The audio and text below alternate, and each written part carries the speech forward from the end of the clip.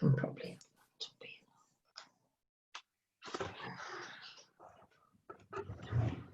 How old did you last time? Yeah.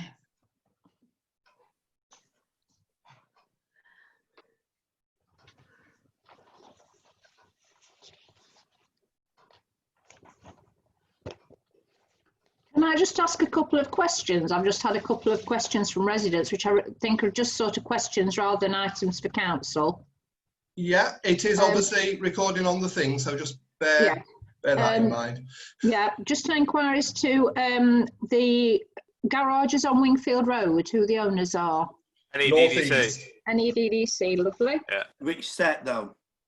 It just says they were inquiring about the garages on Wingfield Road. If it's the ones at the junction with Davenport, the NEDDC. And the top ones are? And if it's the ones, yeah, there's ones that are just slightly set back as you're going on the right as you're going towards Station New. Are they NEDDC as well, Stephen? Yeah. Yeah, they are. Lovely. And then the other one was who the contact for regarding viewing CCTV in Tupton? That would be through yourself. Right, okay. I'll talk to you about that afterwards then. Yeah. Okay. That's it. There was just those couple of things I wanted to clarify. Thank you. Right, I believe we should be live. Yeah. Same. So, brilliant. Right, so we've no members of the public. So if we try, I did send out, I don't know if everyone's had the opportunity to see it.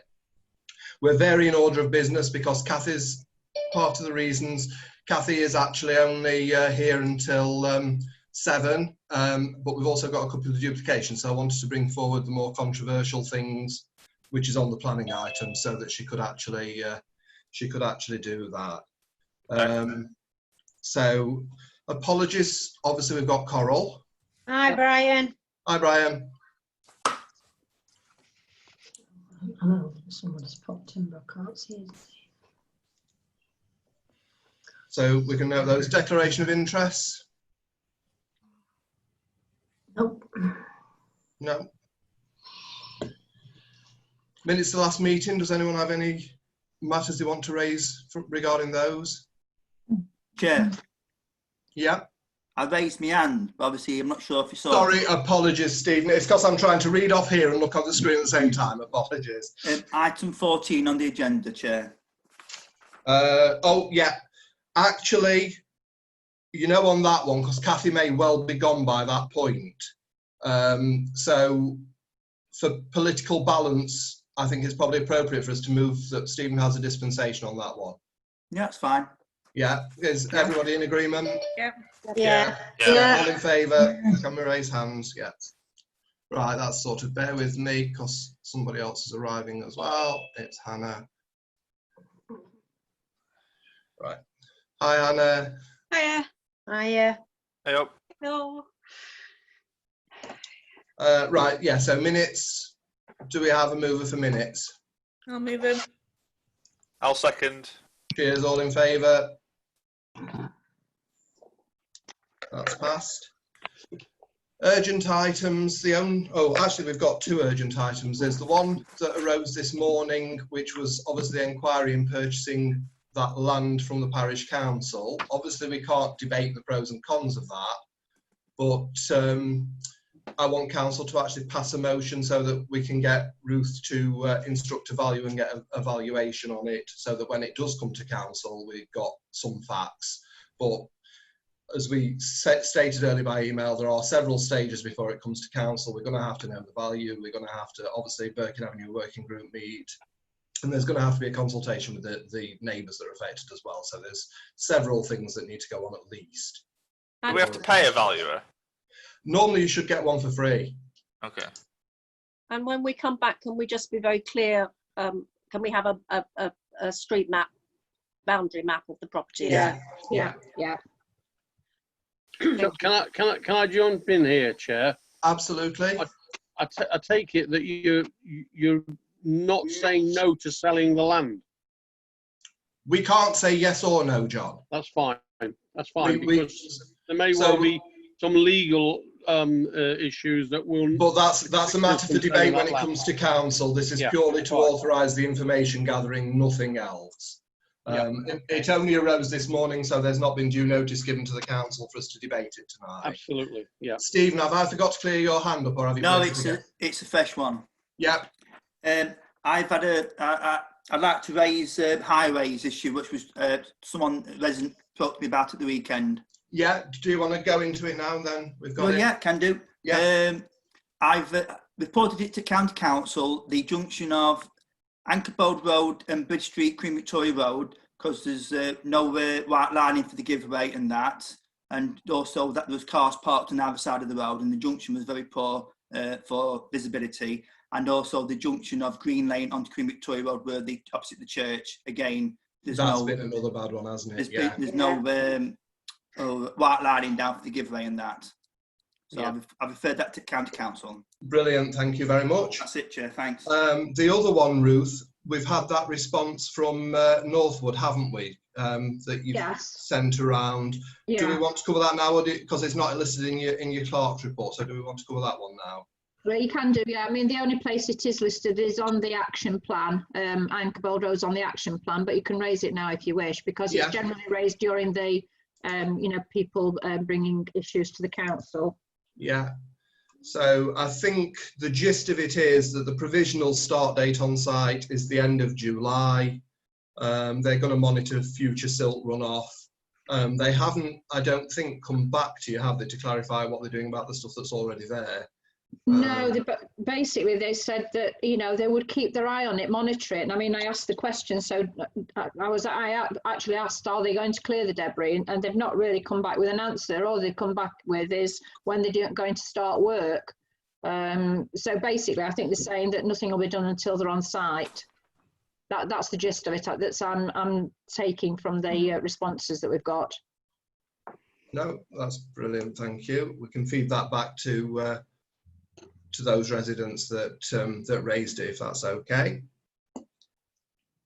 Item 5, items for exclusion. Have we had the estimates back on the youth centre?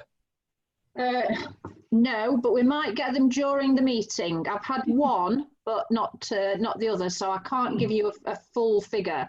But if I do get them back, I'm literally waiting for a text to come through. I'm hoping it comes through. It did say let me have it before 6 o'clock. Right. Obviously, if that comes through, because it will affect the tender process, we'll move that into exclusion. So we'll take a vote on that at the time. If we've not got it all, then that'll not be raised. So the key thing that we're kind of rushing towards a little bit, item 21, the planning matters. And the key one to start with is obviously the Ankerbold proposal with the tree preservation order. Bear with me, because obviously I've got to reshuffle these. Yeah, you should have had a notification that the initial one, the one for 4 trees, has now been withdrawn. Brilliant. The one that you made the comments on, it's been withdrawn and no decision made. But there has been, of course, a second one which I sent around the other day as well.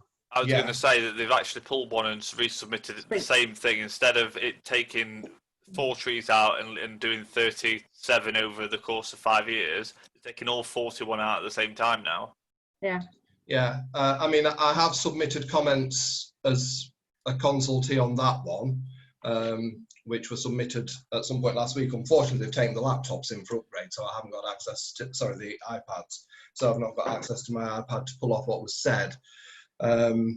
Basically, as ward councillor, I've said I have huge concerns over it because there's already huge problems. Pretty much what mirrors on the 4 one, apart from that obviously it's on a greater scale.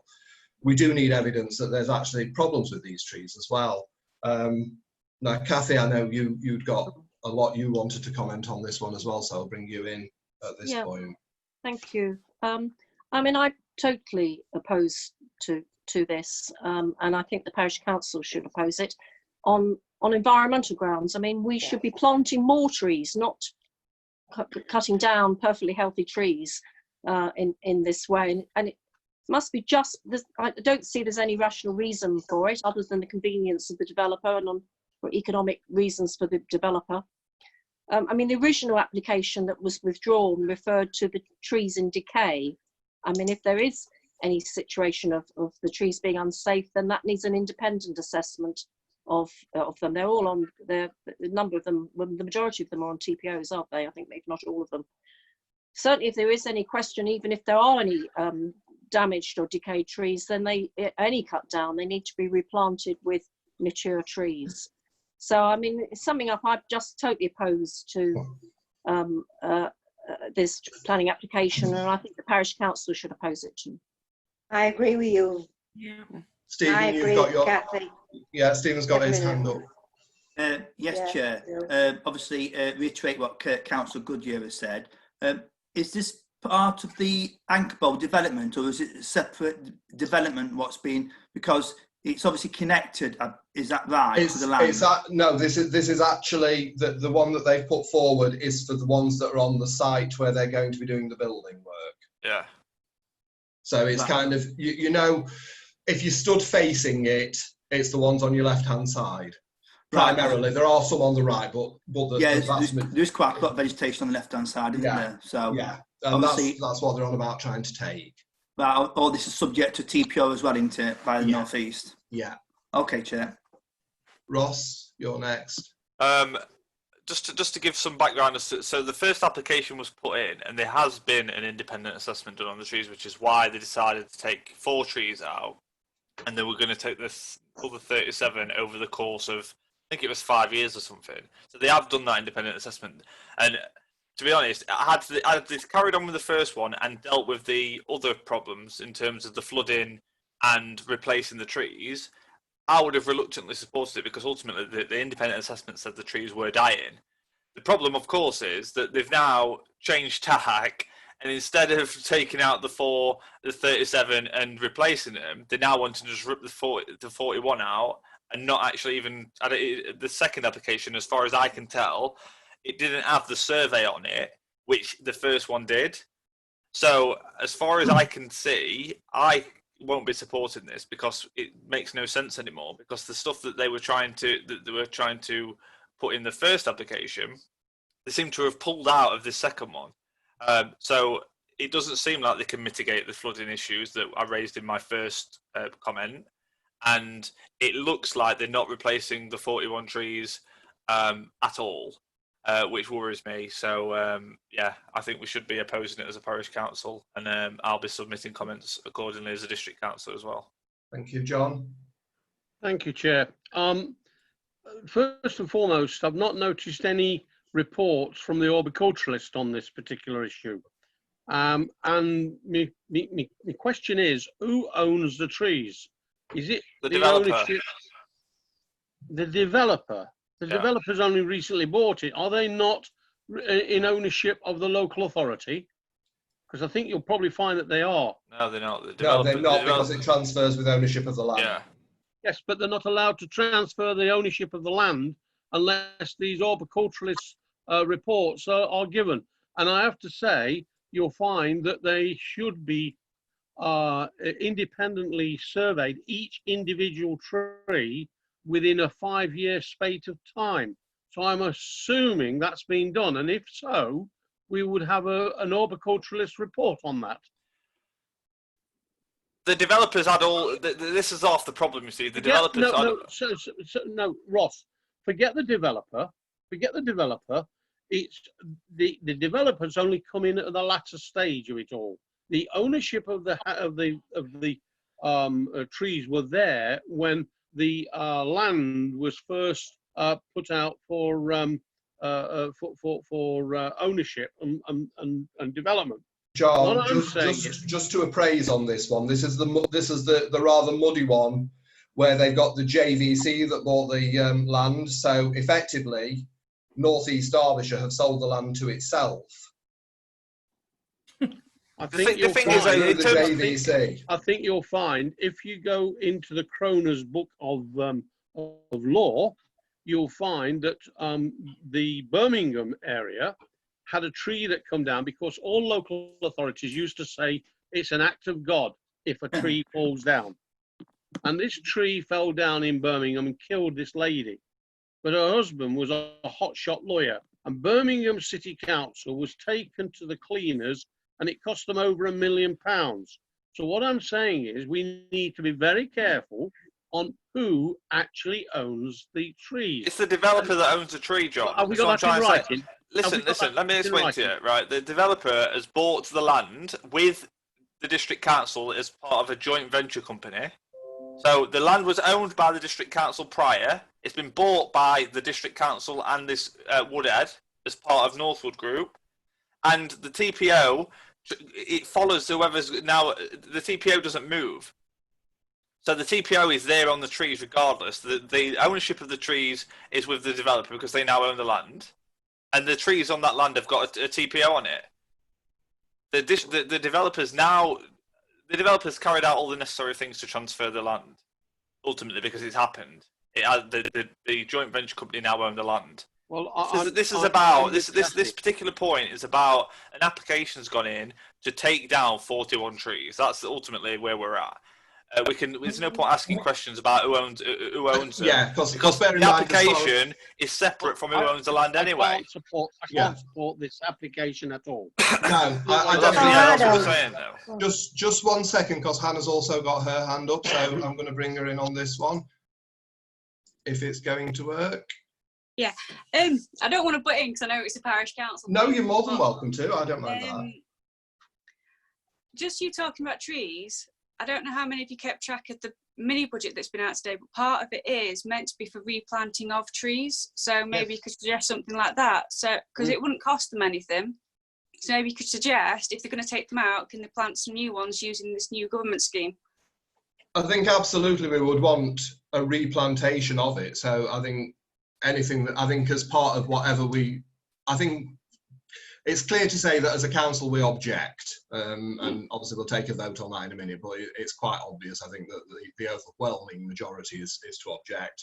And I also think that it is, if they do remove them, they're going to have to go back in. So no, appreciate your comments there, Hannah, thank you. Yeah, so it might be worth just suggesting that to them. If you're going to do this, can you please do this? Yeah, thank you. John? Yeah, I mean, I'm coming back to this. It's a bit of a nutmeg, I know, but I cannot let it go like this, because have we got a tree policy? Is there a policy on the protection of the trees? And I think you'll find that nobody is bothering to check it out.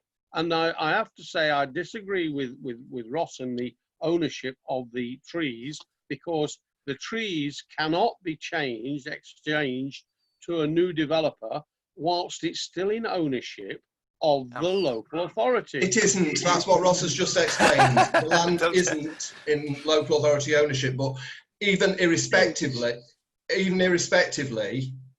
a planning application is independent of who owns the land. I mean, you could perfectly legally take out a planning app on my garden. You wouldn't be able to build it, but you could take out the application. Well, so, anybody can put a TPO on trees that are in the locality.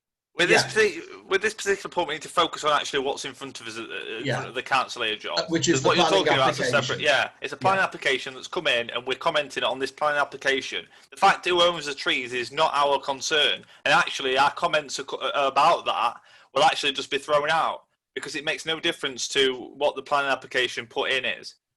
So we need to focus on what's in front of us, and like I said, what's in front of us is they've resubmitted a planning application, which actually missing out half of the stuff that they submitted in the first one around the independent assessment of the trees and everything else. They're missing this out of this application. So I think if I can sum up what we've got so far, I think it's clear, and bear with me, I'm writing as I speak to you, so I can't always focus on the screen. My eyes don't adjust that quickly. As a parish council, we're definitely objecting to the proposal. Yes. Yes. We want confirmation, because obviously the independent report is no good being attached to a previous application. We've got to have that. So the council need to obtain the independent report. I would just put this, that we're objecting because there's no independent report on the quality of the trees and how many of them's being replaced. Well, I think the key thing is, as well, as a council, because obviously we're a statutory consultee here. So one of the, I think we would say that we would want all of them replaced, at least Yes. the same number that are being removed. There's only one problem with that, Chair, and that is to replace like for like will be very, very difficult because those trees have been standing there for, I don't know, 50, don't cut 60, them sorry? Then don't cut them down. Yeah. Exactly. Exactly right. Yeah. Exactly Yeah. right, Kathy.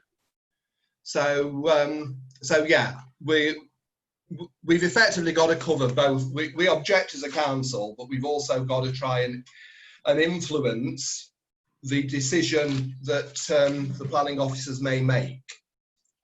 So if we're trying to kill two birds with one stone here, so if effectively they go ahead and they agree to cut these down, we want to kind of put the condition in that they will all be replaced if that happens. Yeah. So we've seen how it works before on this piece of land as well. We know what a mess it is.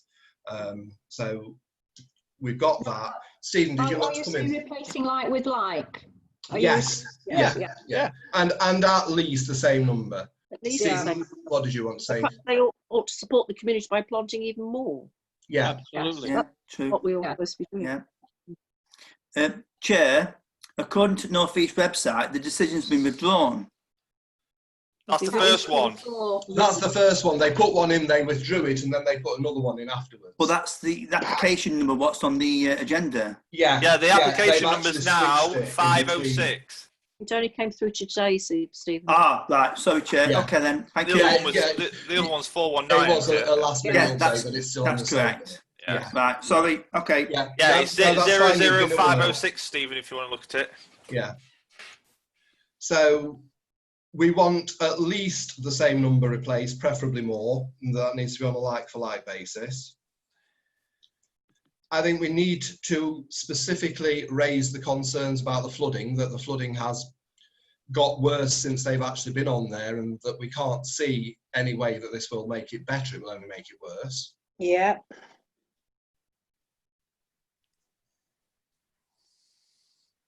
We've got the environmental impact, which we have huge concerns about. We know there's a lot of fauna in that area anyway, which has been disrupted by the works that are already being undertaken.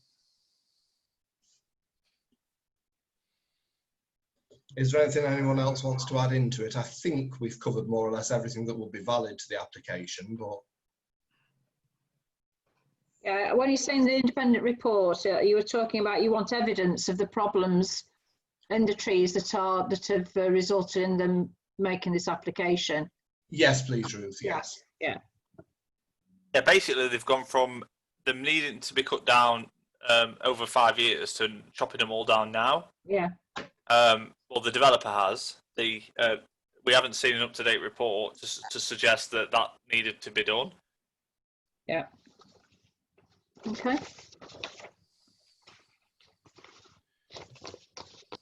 Does anyone else have anything that they wish to add into there? No, I No. can't think of anything. I can tell you one thing we could do with, as a parish council, we could do with a copy of the tree policy within the local authority. We can North East certainly ask for that. Derbyshire's. Yeah, we can certainly ask for that.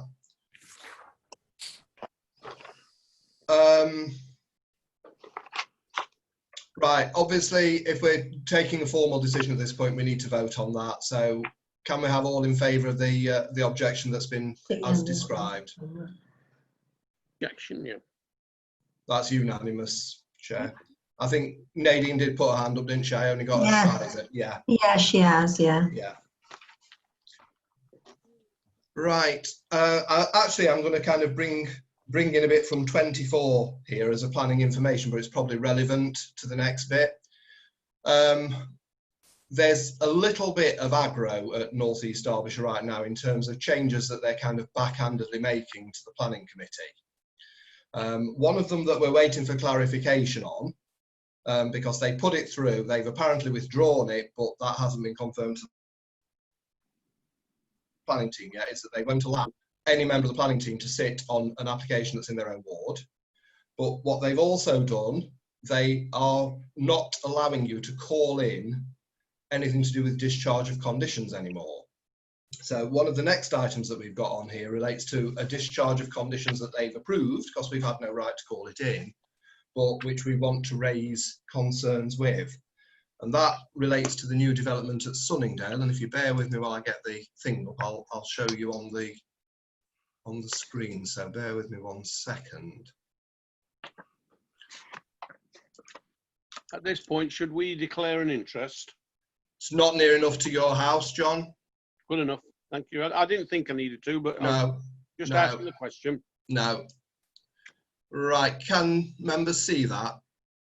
Yeah. Yeah. Right. It's to do with the additional, I'm never sure if you can see this. You know, if I move my cursor, can you see that? Yes. Right. Yep. Yep. It's to do with the additional development that's taking place to the south of Birkin Avenue Park and Sunningdale Park. Yep.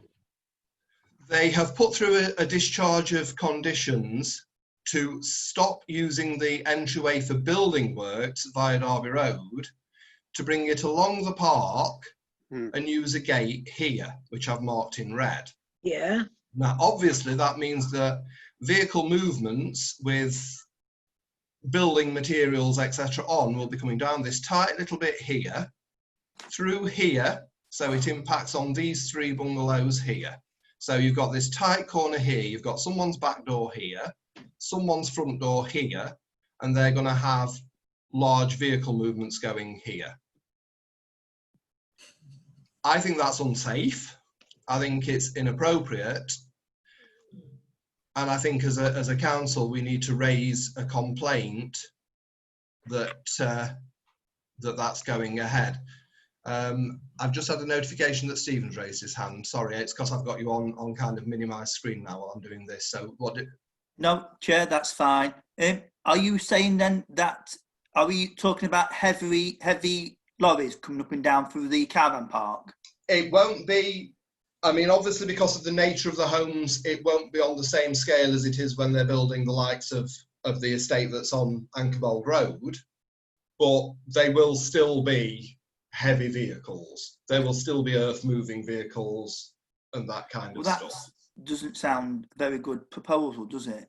No. It's ludicrous, and Highways have just approved it because it's taking vehicles off of Derby Road. But Highways always approve these things anyway. Exactly, because they don't like being challenged and they're scared of No, you can't cases. be bringing lorries and things on through there. No. No way. Is that not? Is that bit of land actually public? It's not owned. It's not part of. It looks almost as if it's owned by the house on the property on the left. There's a car there in this picture, isn't there? Yes, yeah, here. No, this bit actually isn't. There is a gate here. Now, what they've granted is temporary access purely for building works. So there's no long-term approval of usage there. But no, it's. I think that the one on the left, their ownership is kind of here and then down here, and then right. To here. Okay. The one on the right is pretty much that one. Chair, can I just ask, those 3 houses that you pointed out, what have they said about it? I've had comments from one of them, and they're very, very concerned. Right. Okay. I would be as well. Actually. Can I just say, Chair? Yeah.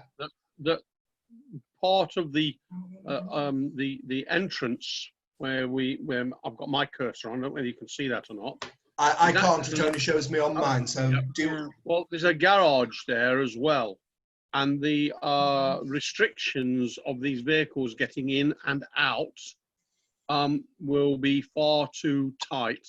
And I personally would be saying to you that this is totally unacceptable, and clearly it's something we should argue against with the utmost vigour. I absolutely agree with you. I think it's sorry, Pam. Yeah, it's all right. Yeah. Just can I remind members to use the electronic function, because when screen share is on, I can only see 4 people, and one of those is it's me. not on mine. Now you've put that plan on. It's not on mine, so I can't No. Right. Raise my hand. But Mine's just saying conscious of that. Press the participants at bottom. it's not there. No worries, carry on. Anyway, yeah, if I think if we can imagine these vehicles going up our drive, that's how close they are going to be. Yeah, I think that's probably a good somewhere explanation. where I have parked on that, I'll call it a drive, because it is a drive, and it's just not on. No one wants vehicles like that going past their drive. The noise, the dirt, the lack of Vibrations. sorry? Oh, sorry, I thought somebody said the lack of privacy. It's just not on. It's really not on, and I totally oppose what the plans are to take those vehicles up between those bungalows. Plus, I mean, the road there, it's not that wide. I don't know how big they're going to be there, but the speed bumps are quite high as well. And I just totally oppose it. I think it's wrong. Whether or not we'll have a say in it, because it's, I believe, private. And bear in mind as well, the decision has been made, so we are actually going to them saying, we really object to this, you need to review it and rescind it. Yeah. Ross, Is that part, where Ross did is it, hang on, Ross and then Stephen and then anyone else. Ross? Yeah, I mean, just picking up what you said earlier about this is only temporary. This has only been temporary approved by highways to get this construction traffic through. What happens to get the presumably other park homes onto the site? What happens with that then?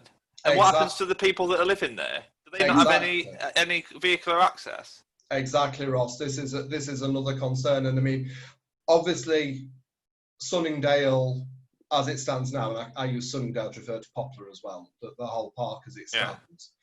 Where I'm situated, I've watched them bringing those over the years and actually installing them.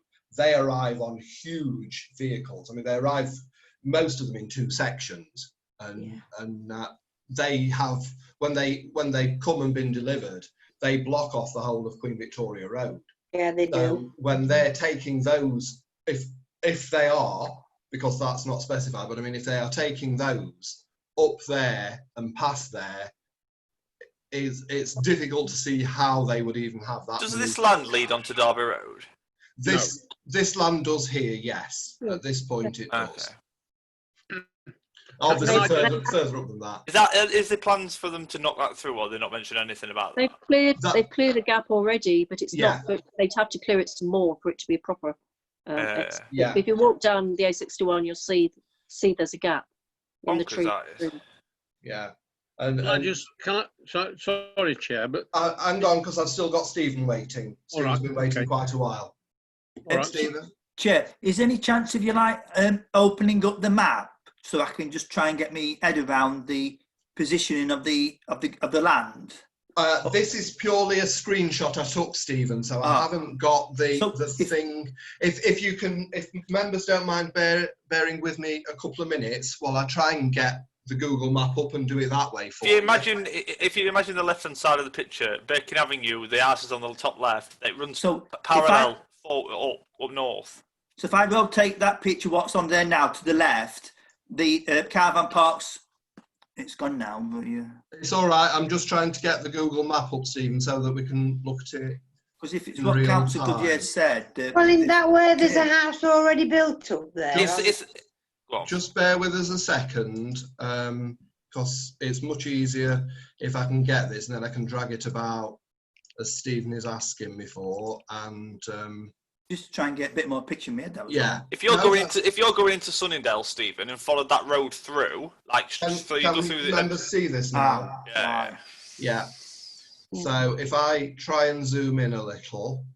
Okay. That's the old pumping house there, isn't it? There, yeah. Well, that's being redone, and the entrance is somewhere kind of here. Yeah, it's just beyond. Yeah. So this land's been cleared now, hasn't it? They've started, that's the next issue that we've got on the agenda. Because my main concern with this piece of land when I was on planning committee is that there is a Japanese knotweed in the area. And he's done nothing with that and just dragged it all away with his diggers. Well, you've beat me to it. You beat me to the punchline, John. Sorry. Yeah. Sorry. No. Well, according to the environmentalist, that's in hand, and they have actually addressed that. I can't see how they have, given how long it takes. Because it can take. Stephen, you know, years ago, when that Cronk Whitmore's place that. Not sure, but there was a pit there where the old cricket ground used to be. Yeah. And I think it used to be a tip afterwards as well. Yeah. Yeah. So he's cleared that land and took all that Japanese knotweed to somebody else's poor house. Property. I mean, we can't make that allegation. No. So if I can just make members clear of that. But that the environmental report suggests that it is cleared. No, I'm sorry, Chair, but I don't believe that. But hey, no, and I can verify with that as well. Can I just come in, Chair? Absolutely, John. Yeah. Okay. Now the dustbin lorries on that corner where they're talking about going up and through the gate onto the land was so tight just for an ordinary dust lorry. Well, if I may interject there for the other members, actually on Sunningdale they don't have the normal dust cart, do they? No, they have the smaller size one that's manned by one person. Yeah. Plus the fact, on this stretch that they're talking about using, two cars would have a real difficult job passing each other, and they do. You have to pull over and wait or back up. Yeah. So can we comment on this, David, or is this done dusted? It's done dusted, but I think we need to go back and say, look, these issues are there. This is one of the reasons why we need to be able to do this. No, you can't do that. We've had the usual job of highways sitting at a desk. They haven't actually come out. They've just ticked the boxes, and that's been it. And of course, now because they've removed the ability for us to call the discons in, we've had no provision to be able to call it in. Stephen. Yeah. So just one thing. If any of the properties were damaged, who would have the overall responsibility of repairing the damage to any property, car or fencing?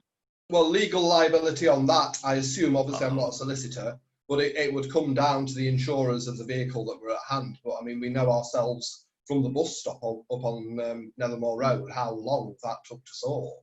Yeah, well, these things are never as quick and easy to deal with as they should be. Well, okay, that's fine, sure.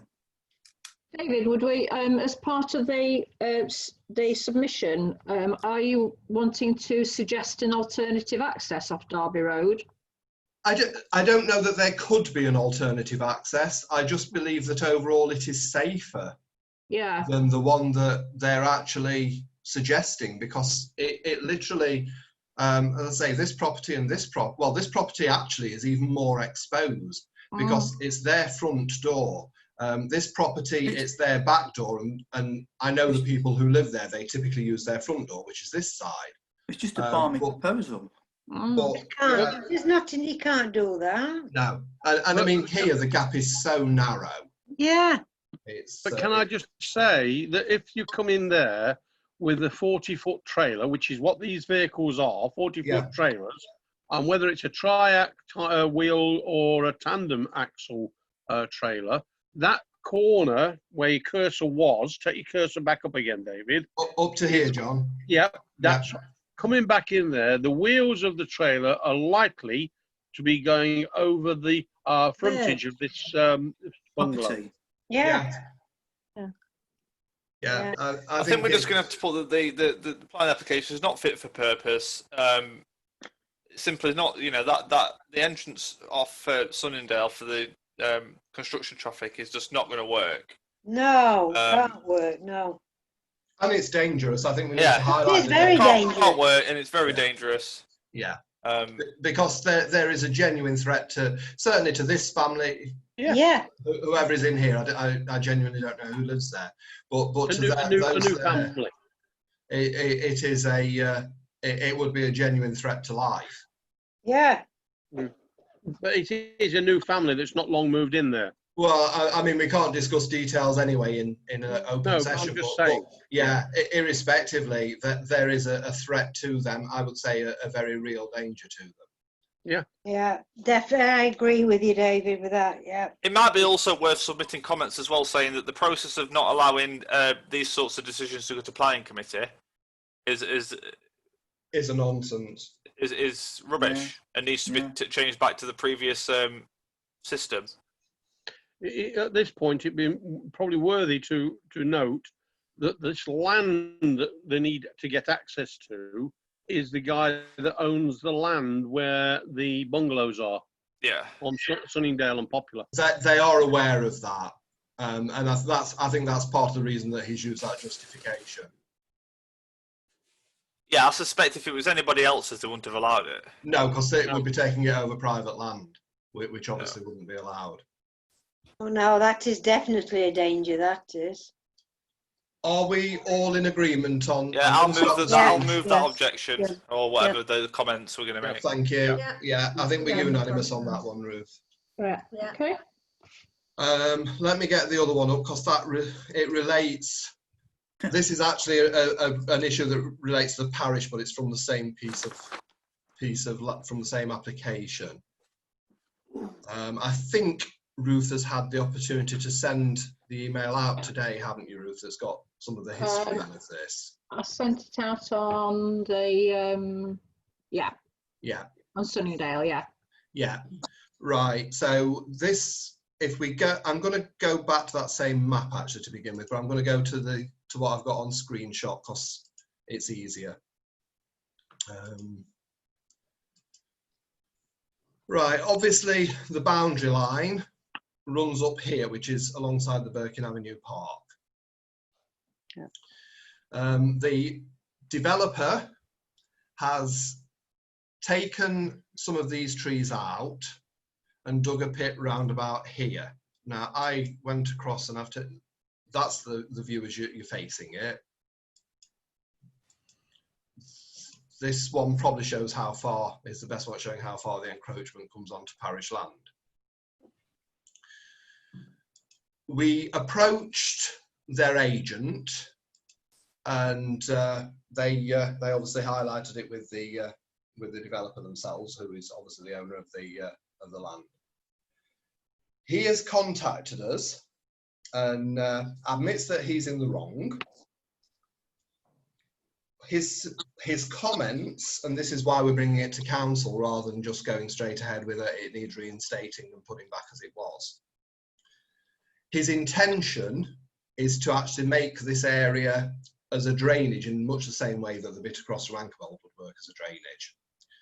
The reason we're bringing it to council is because whilst, and I'll be completely honest, I'm torn because part of me being the pedantic part of me, which everybody knows, is it needs to put it back how it was and tough.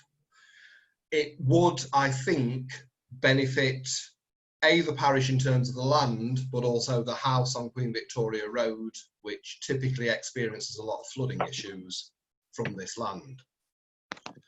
So I think what we need to consider is whether we follow the letter and say, no, it's got to be reinstated and replanted, or whether we allow him to continue, but to guidance that we specify, and also to ensure that there's a proper maintenance contract in there that puts the cost of maintaining it onto them and not onto us. So that's the decision that's really before us right now. Stephen, you've raised your hand. Yeah, I'd like it to be reinstated. Yeah. I agree with you, Stephen. Because I'm not going to say anything now. No, by all means, you're more than welcome to say anything. No, I am, because I don't trust him. Oh. And you'll find nobody on the site trusts him. Well, before we start character assassinations, again, remember this is in public domain. Ross, you put your hand up. I'm going to be devil's advocate here because I think when we do the whole Birkin Avenue, we're going to have to put a fence up here, proper fence, and we're going to have to sort this bit of land out, because obviously if you look at it, the fence is hanging down, it's full of nettles, and something needs to be done. Now I'm thinking of this from a financial point of view rather than trying just, doing it from making a point, because we're going to have to pay for this when it comes around to doing it. If we can actually get him to sign an agreement which says he's going to take responsibility of maintaining the drainage ditch and is going to erect a fence, that is going to save the parish council thousands of pounds over the years. Yeah, but can you rely on it? Kathy has her hand up. Yeah, I mean, the history of it, that there used to be a drainage ditch going at a 90-degree angle from there, all the way along the side of his property, and he filled it in. Yeah. He filled it in and built over it. So that's the history of this that I think everybody needs to be aware of in relation to this. Of course, we did originally talk about taking advantage of that wet corner by trying to create a wetland, didn't we, ourselves? Yes, And that was one of the issues that we did look at. I do have reservations about going into agreement, given the history. Yeah. Exactly. I don't trust what he says. Stephen? Obviously, I was going to just reiterate what Councillor Shipman has said, but the history we've had with this gentleman, I don't think to go in partnership with him, I think it's going to be a disaster for the parish council. And yes, the land probably does want to do it in that, but if the parish council does it themselves, we're going to be doing it right, rather than someone saying we might do it, especially when they don't even live in the country, then, it's chasing, so that's my point. Yeah, I agree. Right, John, I know you've got your hand up, but I have got one more before you, so I'll come to you, so you don't need to sit there with your hand up. You're fine. I've got a list. Right. Pam, I've got you next. Yeah. Can I ask if Mr. White has sort of given an explanation? Can we not name names? Right. Sorry. Can I ask if the owner then has given an explanation why he's actually needed to do it and sort of take these trees up on parish council land? Why couldn't it have been done further back? Why there? Why, is there a reason for that? Well, why couldn't it have been done further back on his land? I think let's be perfectly honest. We know that the reason it will have been done there is to maximise the space that's on their land. Nobody's stupid here. Nobody, I think, is going to think that this has been done out of altruism. I think exactly. It's a question of whether, and I think this is the thing, and it's as Ross summed it all. It's a question of, do we take what we can get out of this, or do we put it back? And that's really the key issue. John and then Camille. Yeah, Chair, thank you. What I'd like to highlight to members is that the owner of this plot of land is obviously maximising so he can get more units on that square of land. Yeah, we've worked that one out. But what he is failing to tell everybody is, on the lower field there is no drainage whatsoever. So any surface water that comes off the top field will do as it always does, and that's flood down that road that they're giving them access to bring the lorries into the site. Plus the fact that constantly the main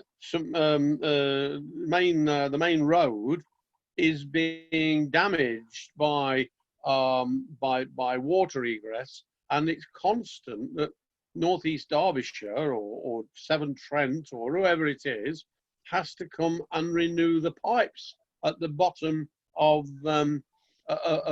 Queen Victoria Road and the entrance to the site.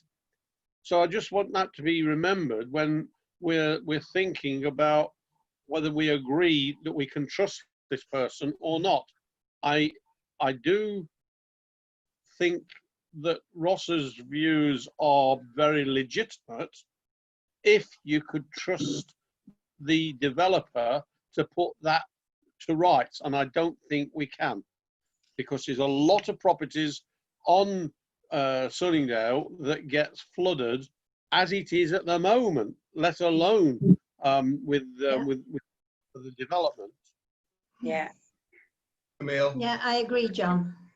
Just really reiterating what Stephen said. I mean, I'm obviously the newbie to the council, and I actually don't know this person at all, and I never had any dealings. And I understand Ross's point of, will it save the council some money, you know, especially going forward with the Birkin Avenue project. But would it not be better for us to spend a few extra quid knowing that the job's done correctly, and that we're, you know, and we're confident that it has been done correctly? Agreed, Camille, agree. Was it really? Does anyone have anything else they want to say before we move to a vote? No, I just agree with doing it to self. So that, I mean, I understand what Ross is saying, but I just don't trust this person to do it right. Yeah. No. I mean, the majority feeling. Oh, sorry, Pam, you've got your hand up. I missed that. No, it's my feeling is that we should just request that like for like be put back where it was, as a boundary. Sort it out ourselves. And leave it at that. Can I take that as a proposal for the as a mover for the motion then, and can I ask someone to second that? Take what as a proposal? Yeah. John missed it. John missed the proposal. The proposal is that we ask him to restore it as it was. Yeah. Reinstate and restore as it was. Yeah. So can I ask all in favour? Yeah. And the council come and inspect that he has done just that. Yeah, here. I think that's unanimous, Ruth. Yeah. Thank you, members, and thank you for agreeing. Actually, I think timing-wise, we've got that almost perfect, Kathy. Yeah, I love it. Thank you very much, David. Right, I bear with me, because with us rejigging the agenda a little bit, I have kind of lost my own path a little bit here. Right.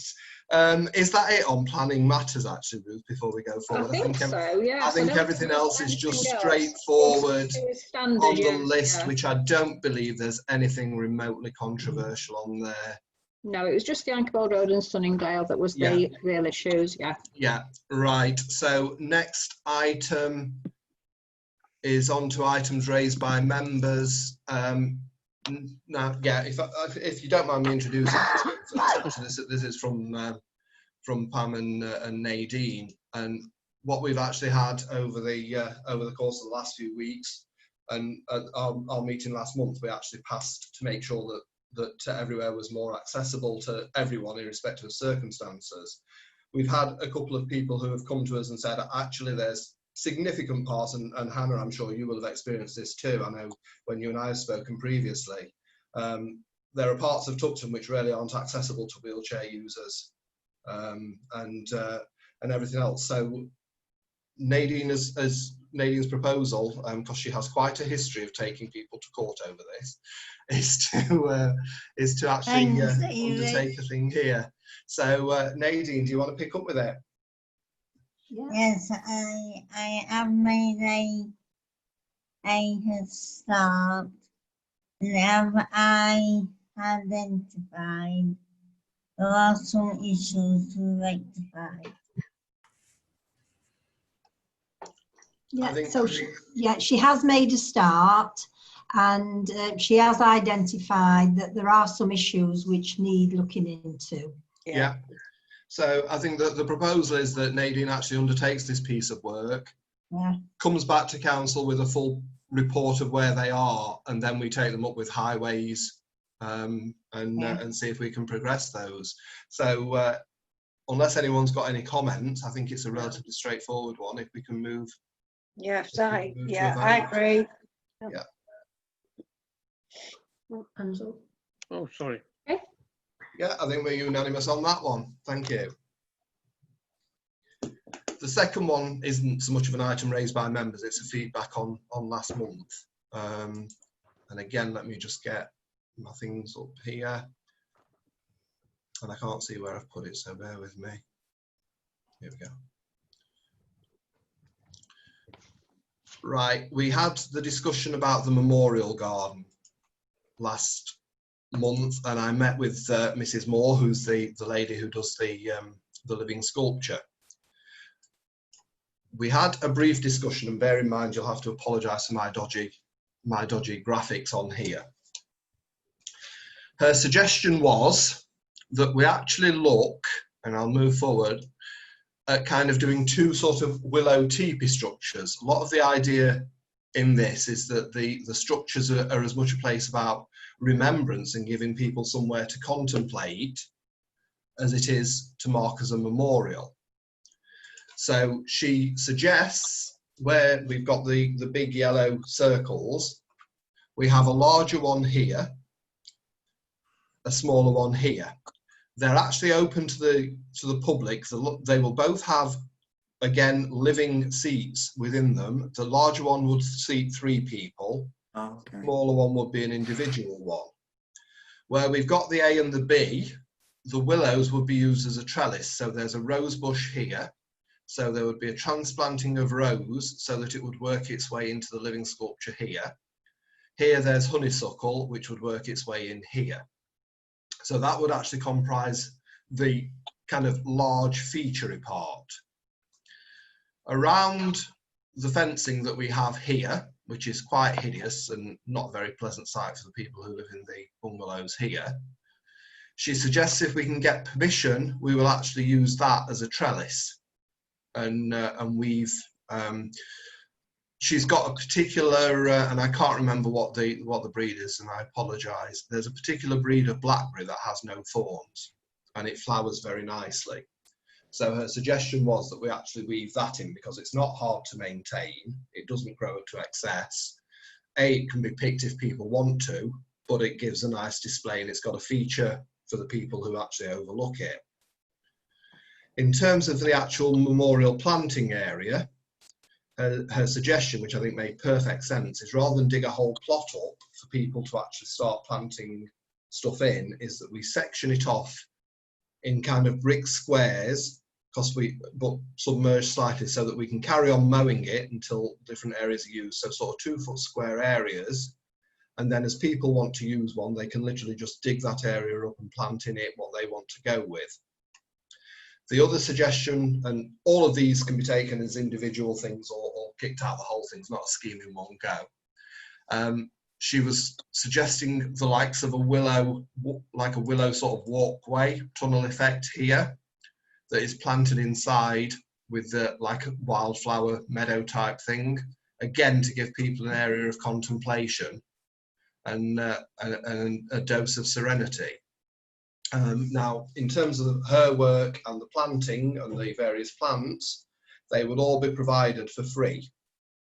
All we would kind of be looking at cost-wise, there may be a small element of planting, and the only real cost would be for pea gravel or something to cover the bottom of the inside, so the insides were kind of kept to a thing. The whole idea behind it is that it's very, very minimal maintenance. It's got an attractive look to it, and it's very natural. And what we were conscious of, we didn't want the bungalows to be overlooking an area that was grim and kind of unpleasant to look at and depressing. So we wanted something that really was quite living and vibrant and gave lots of colour. And at the minute, that's a view that they don't have. Stephen, you've got your hand up. How secure are they? Is it something what's goes down into the ground quite a bit, like a couple of feet? It actually grows. You literally plant it, so that the willow itself actually grows and it's alive. Oh right, and then you actually manipulate it as it grows. That's right. Yeah. I mean, she's got quite a lot of willow in her own garden, so she'll be using cuttings from there. You effectively weave it so it starts to take shape as it goes, but even the seats inside would be woven, so the whole structure itself would actually be a living structure. Would she come and do the sculpture then as it grows, or she would? Yeah. She's very much in favour of doing that. I'm just going to take this off screen because I can see people putting their hand up, but it doesn't give me enough detail. Kathy. Yeah, just a point and a question. The question you talked about, the willow structures themselves would be supplied by the sculptor for nothing. But the structure for the individual plots presumably wouldn't. So there would be the cost, the ground level plots that you referred to. The kind of brick ones. Yes. Potentially there could be, but it's one of those things where we could quite easily just go out and get anyone who's doing a demolition job to just come bring us whatever old bricks. They really don't need to be anything neat and tidy there. They're used for edging purposes. But we need somebody to do it. It's quite a big area. Yeah, so, unless volunteers would be happy to do it. Yes, we would have the cost involved there.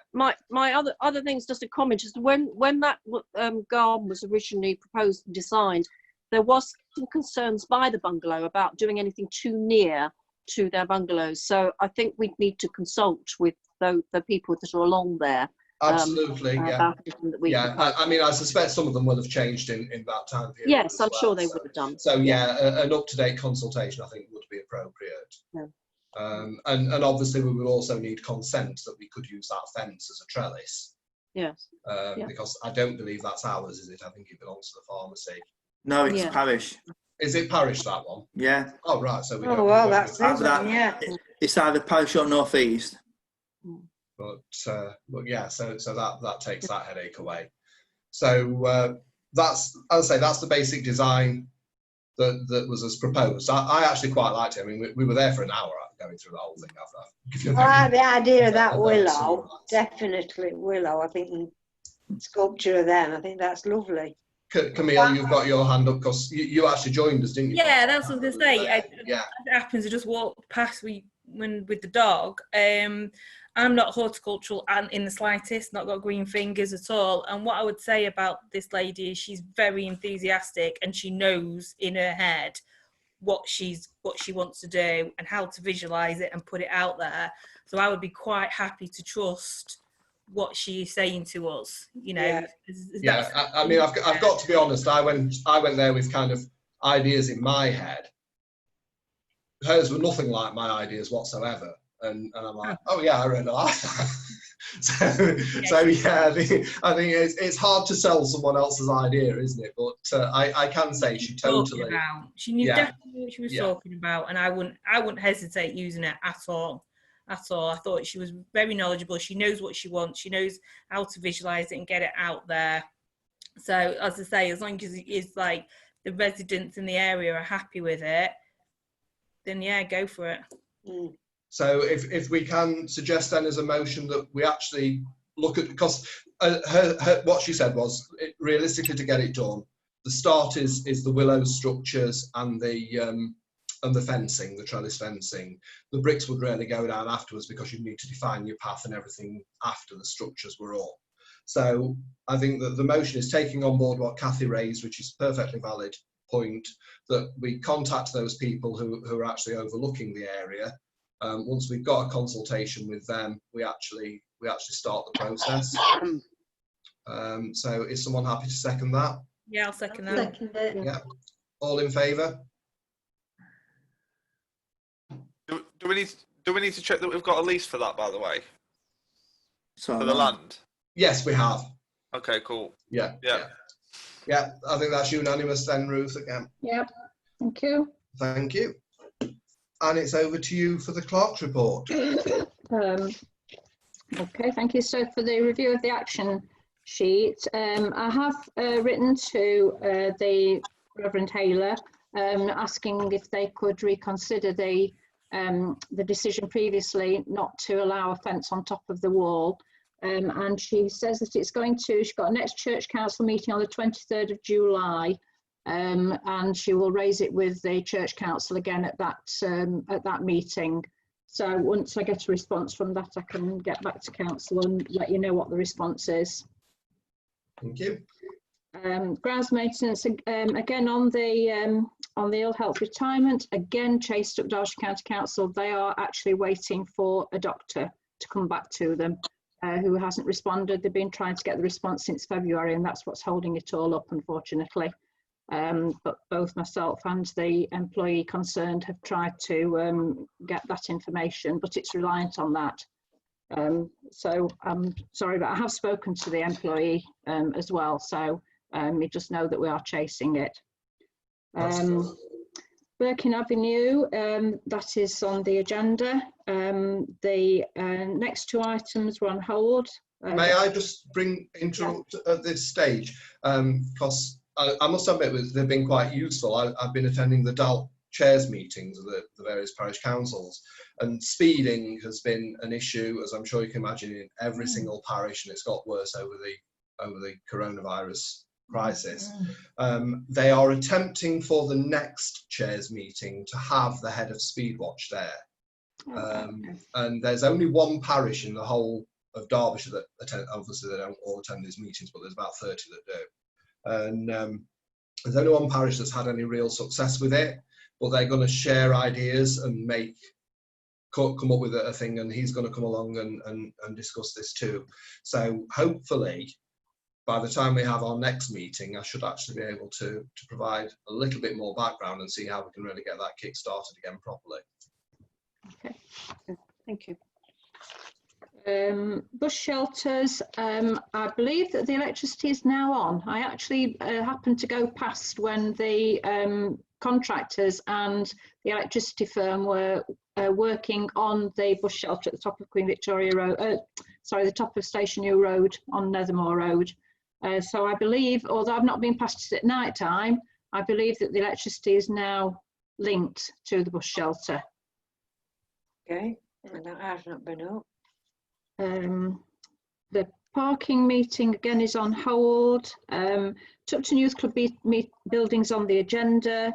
I'm still fighting with BT. I actually had a letter threatening a debt management company getting in touch with us this last week. After having spoken with Chat Online, that has now been taken off, and all the outstanding amounts have been removed at this stage, and I am still waiting for the final bill. But that's drawn out, but I'm hoping that I will now get the final bill and that will not be taken to court. Clay Cross Station's on hold. I think it might be worth removing that because there seems to be no real consideration. No, I didn't know whether you wanted at some point for me, you know, once we'd got out of the lockdown, whether you wanted me to get in touch with Clay Cross Parish Council again, because I think that was the last stage that you were at. It was, yes. Yeah. So do you want me to take it? There's been some talk about reversing some of the beaching cuts. Was announced recently that old stations being reopened. I know it was out. I can certainly write to the Clay Cross Parish Council and see if it's still live. Yeah, do that then, please. Yeah. I can't remember who their clerk is, if I'm honest now, but yeah, if you get in touch with them. Yeah. Because there was something on the internet recently.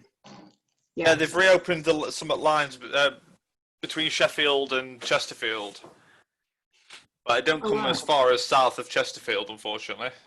Right. Okay. Yeah, I'm continuing to work on the website, working on that bit by bit. NatWest account, I'm still waiting for a response from them. I'm considering actually going into Chesterfield now, armed with all the letters of authority, and see whether I get anywhere with that. So that's my next move. Yeah. Don't say that too loud, Ruth. Go into bank armed. Armed and mapped.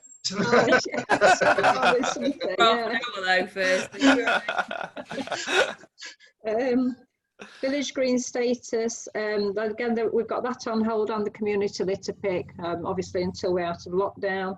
The notice board, I haven't sorted anything on that yet, and I need to get that measured to see whether we can get this backdrop for it. DFib, again, I think we were deciding to hang on to that to find a site, because we're talking about the Tupton Tap as being a possible site, but now they are open again. It might be a possibility of speaking with them about getting a DFib up there. You know, you don't have to put them on walls, do you? You can put them like on a stand as well. Oh yeah, you can have you can just have them on posts. Yeah. They don't have to be fixed to a building. No, they can stand independently. That can give us a little bit more option then, can't it? Yeah.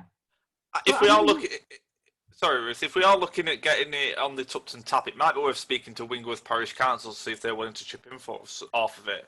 That one comes under Claycross North. Oh, is it? Yeah, it's where the car vault comes. Oh, there you go. Yeah, and speak to Claycross then, because I mean, ultimately, it is under their parish, so those taxpayers are paying into the precept of the parish council. So yeah, but if we can have it stood independently, wouldn't it be as well off up near the bungalows up on Sales Avenue on there? Personally, I'd rather have it there where people who are most at risk. Yeah, that's what I would. Yeah. Stephen, if we can do. You've had your hand up. Sorry. I was going to say it's a shame we couldn't utilise the old telephone boxes now that they've all disappeared from the village, like some villages do. It has, although to be honest, I think the big concern, particularly up there, is how many times things get crashed into coming off that roundabout, isn't it? Which would have been my key concern on that side. Well, I think where that, I mean, there's a lot of that. There's loads of bungalows up that area. And if they will go independently, I think that would be one of the favourite places. Yeah. I mean, it might even be worth having a word with the people who own the Sales Avenue shop. Yeah. Yes, Stephen? My only concern is there is quite a lot of activity in the shop, as in like school children that at certain times of the day. And obviously, if it's in a cabinet and that, we don't want it being vandalised at the most important time of it being wanted. It's a fact. I think we've got to weigh. It's like anything, isn't it? We've got to weigh who is most at risk. And I mean, I know young people have a bad reputation, and ultimately, I think would they really go and damage something that could save their own grandma or something like that? Do all sorts these days. Well, Camille. Some of the cabinets that you get nowadays are quite substantial, though. They're not all. I know the one on the pharmacy. They are more substantial than that. You can have them with an access code, which is quite.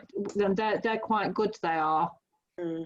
I'm guessing though, up at Sales Avenue, that the shop, they will have some CCTV up there anyway, wouldn't they? So yeah, I bet they would, Camille. Yes. I mean, I agree with Stephen, because when we talked about having it at Tupton Hall, I was concerned about the students sort of coming past it all the time. And I know obviously it is an area where there's a lot of kids, but like I say, if it's situated near there, maybe it could be situated in a place where I don't know if they have got CCTV, but I presume they have, haven't they? You know, maybe situated in an area where it could be seen. I think it's probably worth having two conversations, isn't it? One with you see, the only bit that pulls me off the Tupton tap is that if it's somebody who is actually in Tupton Parish, they've got to cross that A61 to get road. Yeah, it's too busy. And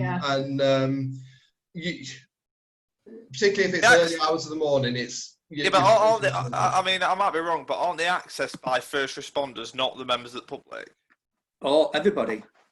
But if they've got a code up front, how does Joe Bloggs open it? 999, the ambulance service will tell you. The ambulance service tell you where it is, and then they tell you the code. We have to the ambulance service. Yeah, that makes sense. Yeah. Sim, did you want to add anything else? Anyway, the next meeting. Was that for me, Chair? Sorry. Yeah. Did you want to add anything? Your hand's still showing up. Did you want to add anything else? Yeah. There's a telephone post up on the top of the green, not far from Sales Avenue shop. Maybe that might be a secondary positioning for the cabinet. At least it is quite visible to everybody as well in that area. Yeah. I'll have a look. I think you can actually as well purchase the old red telephone boxes. I've heard of other parishes doing that to actually put the defibs in. If you can get it, they're quite expensive, but sometimes you can get grant aid towards that. So might be something else can have a look into. Can we leave that with you for the time being? Yeah. Yes, no problem. Yeah. Thank you. The next one is Tupton Village Hall, which is on the agenda. Allotments are on the agenda. Anchorbold development, you've already looked at that, the response from the resident liaison officer. And the proposed orchard off Anchorbold, I know Ross did chase North East Derbyshire, but I haven't heard anything from them as yet on the development of the orchard. No, thank you very much. I will chase that up again, Ruth.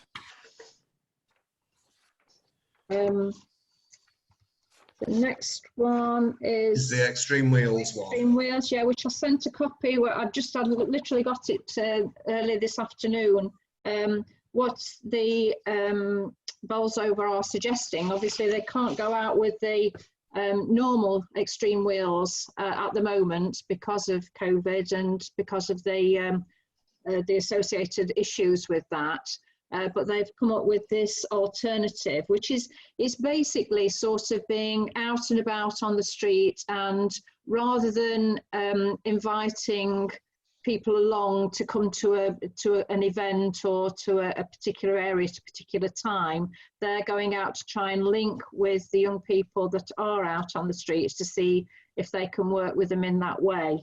And basically they're just writing to parish councils to see if they feel that that is an appropriate alternative in your parish. We had originally agreed to 6 sessions during the summer holidays, but they would have been 6 2-hour sessions with all the activities that they provide. So as I say, this is an alternative that they are looking at to try and deal with the current situation, but also try and make some contact with the young people on the streets. I have raised the question about, obviously they're not providing the equipment, the activities aren't being provided, so possibly, the cost wise, would they be looking at a reduction in the cost, but I guess that will have to come out of what kind of contact, what kind of labour is actually involved, how long they're out there, how many officers are out there, etc. Pam? Yeah, I was a bit confused about how this was going to be working when I read it, to be honest. I couldn't quite get my head around how they were going to go onto the streets and just in case there were children out. I mean, can you explain it any different? Because that's what I've got in my head. And if that's the case, if there's hardly anybody out there, what are we paying for? Yeah, precisely. I mean, the difficulty is that they feel that if they advertise that they are going to be in a particular place at a particular time, that they may have too many children turn up, and therefore going against the guidance for gathering, the number of people in a gathering. So they just feel that this is the only alternative open to them, that if there are children on the street with nothing to do, basically, that needs some support, that they will try and go out and find them. I don't know how it's going to work, Pam. I don't know whether they've, sort of trialled this.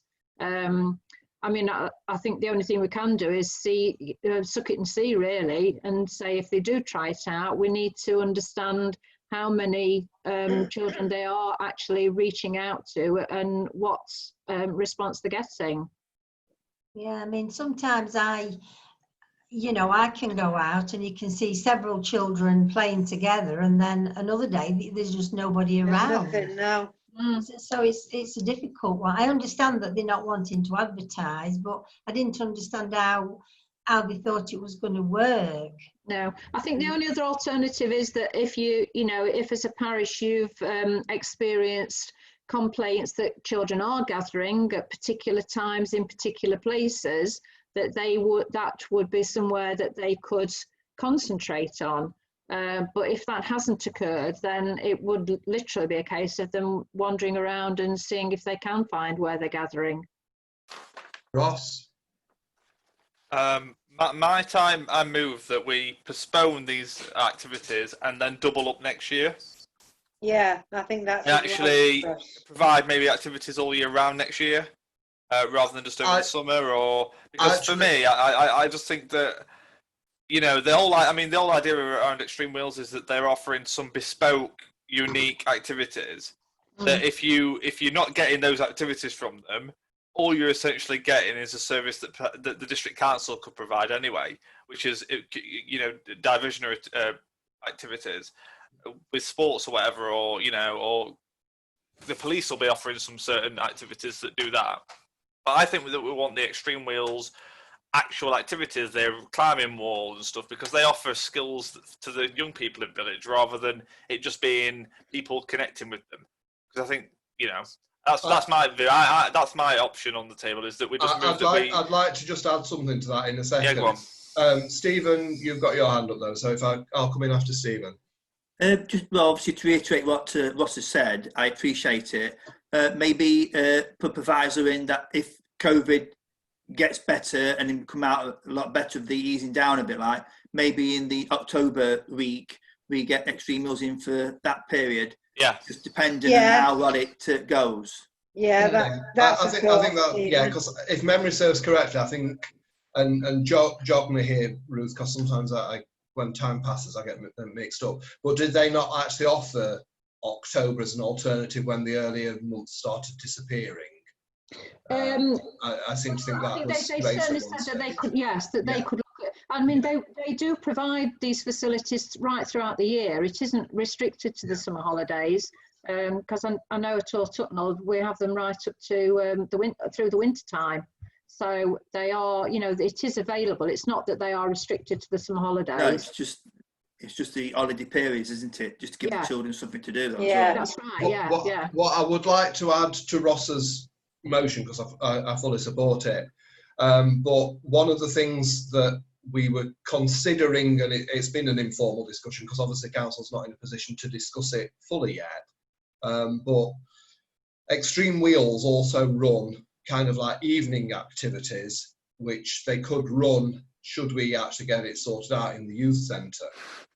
So what I would like to add to Ross's proposal is that we actually invite a representative of Extreme Wheels to come to one of our parish council meetings, even if it's a virtual one, and actually explain to members the various things that they do have on offer, and then we can decide whether we look at budgeting next year, because ideally we want them here before November when we start preparing next year's budgets, so that we can actually make a decision as to whether we want to buy some additional services for them for the wider community. So I'll second Ross's movement, but ask if we can kind of consider an invitation to them ahead of that, so that we can look at the other stuff that they do offer. Yeah, I'd go with that. Yeah. Yeah, all in favour? Okay. I think that's unanimous again, yeah. Where are we now? I think we're at 7C. Yes, the guidance on the parish council meetings, yeah, which you wanted to take this with annual meetings, David. So do you want to take this one? Yeah, I was actually going to suggest that we look towards holding the annual meeting of the parish and annual council in September. The guidance that we've received from NALC and the risk assessments look like it would be more or less a physical impossibility. I think with the amount of distance we would need between members and to allow and accommodate the public, there's nowhere physically in Tupton that would be big enough to hold it. I actually, as an aside, I went to a working group meeting in Wingleworth last night. There were 6 councillors and the Wingleworth parish clerk there, and we had obviously the proper social distancing there. And their parish hall is as big as the 2 rooms as our village hall together, and we took up half the hall with 6 people. So I think it basically, I mean, the guidance that's come from NALC, if I can just bring it up on screen in front of me, I'll apologise if anyone's got their hand up because I'm not looking at it at the minute. Their guidance is to NALC and SLCC strongly advise local councils to continue to meet remotely without the need for face-to-face contact. I think it's basically a case we need to just defer the decision until later in the year, and it's going to be a play-it-by-ear job. Part of me suspects we're not even going to hold annual council this side of Christmas. So I think it's kibosh to me. If anyone's got anything they want to add or contradict, then feel free. But no, I think it's buried it. No. All right, back to you, Ruth. Yeah, just the next one. Thank you to David, who pointed me in the direction of an accounts package which has been specifically produced for use by parish and town councils. I've just had a very basic look at it to see how it would work for Tupton, and it would actually be extremely useful. It allows you to, it means you don't have to keep inputting the same data over and over again, which is good from one point of view. It saves a lot of time, but it also stops errors as well, because sometimes if you're putting information in more than once, then that's when errors can occur. I've got a 3-month trial package of it at the moment, as I say, I'll work on it for 3 months. I can give you a better update next month or whenever your next meeting is to let you know how it's gone. But the cost then would be £5 per month, and for the support package for that. As it says there, it's web-based, so I can access it from anywhere on the web, which also is very useful from any device. So just looking for your approval to go ahead with the, if I do find, obviously, that after I've input all the information that it isn't working well, then I'll come back to you. But my initial thoughts are that it does look very good, and for quite a reasonable cost compared to a lot of packages on the market. And the fact that it is very much geared for town and parish council, so it understands things like the annual return to the auditor, and its reports are geared to the report that we have to give on an annual basis. I'll move that that's accepted. Yeah, I think one of the key things that drew me to it is actually been designed by an internal auditor. Yes, yeah. So they're key there. Can I just ask a favour from Charlotte here? She said once you've trialled it, will you let her know how you find it? She might. I will. Yeah. Well, to know. All in favour? Yeah. John's got a question, I think. John, sorry, I thought it was. You've muted yourself, John. Hang on.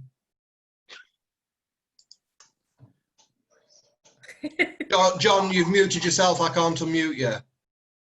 Is that any better? Yeah. So what are we voting for, please?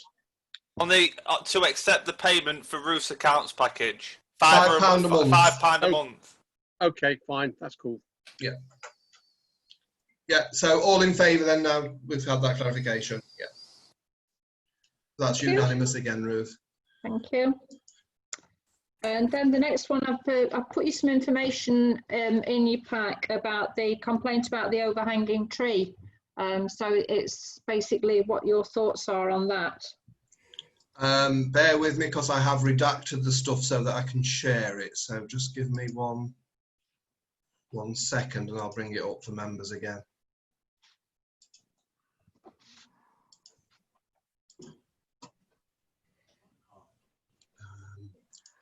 Obviously, I've removed the addresses and the things there. It's an item that's near the scout hut, and I've gone too far there. There was a photograph of it. Yeah, there is. Yeah. Yeah, it looks like the I've perhaps redacted the photo because I've given away where the house was. Oh, right, yeah. But yeah, it's a nuisance. It's on our land, and I think. At the very least, I think we need to go out and have a look for it. Let me just stop share because there's two people with their hands up. Pam? Yeah, I'm not too sure about cutting it down, but it certainly needs a good tidy up. I'm not an expert on trees by any means, but yeah, I think if we looked at it, and certainly I would agree it needs trimming and sorting out, but I'm not too sure about actually cutting it down. Well, historically, we've always used Trumans who've gone and done. Yeah. They've given us good advice. They're proper specialists. So I think my logic would be let's approach them. Stephen. Yeah. 130. Is that the? No, we're not giving the address.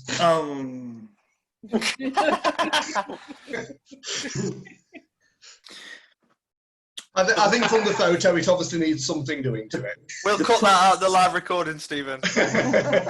Well, I'm not the only one tonight. No, it's easily done.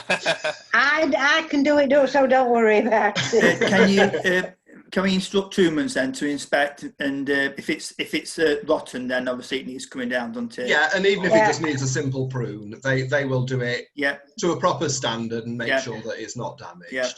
Do you want me to bring an estimate of cost back to the next meeting? Can we suggest, because obviously there may be, depending as to what, and also that it's not, is it really fair on these people beforehand? So can we, typically they've been around £250 to £300, haven't we? So if it's within that, can we put it within your move it. within your budget? Okay.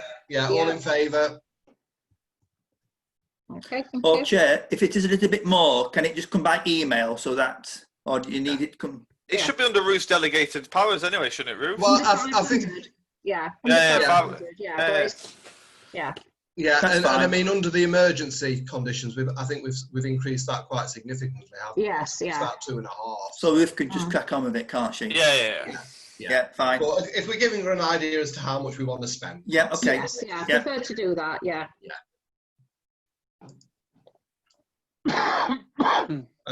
Let me just see where we are again. Right, representatives on outside bodies and working parties. I've not had any updates. Did you want to bring anything in, Hannah, or have you really got? Yeah. So that's me trying to find you on here. Yeah. Yeah. So I said we'd give you an idea about what we were thinking for Carnival.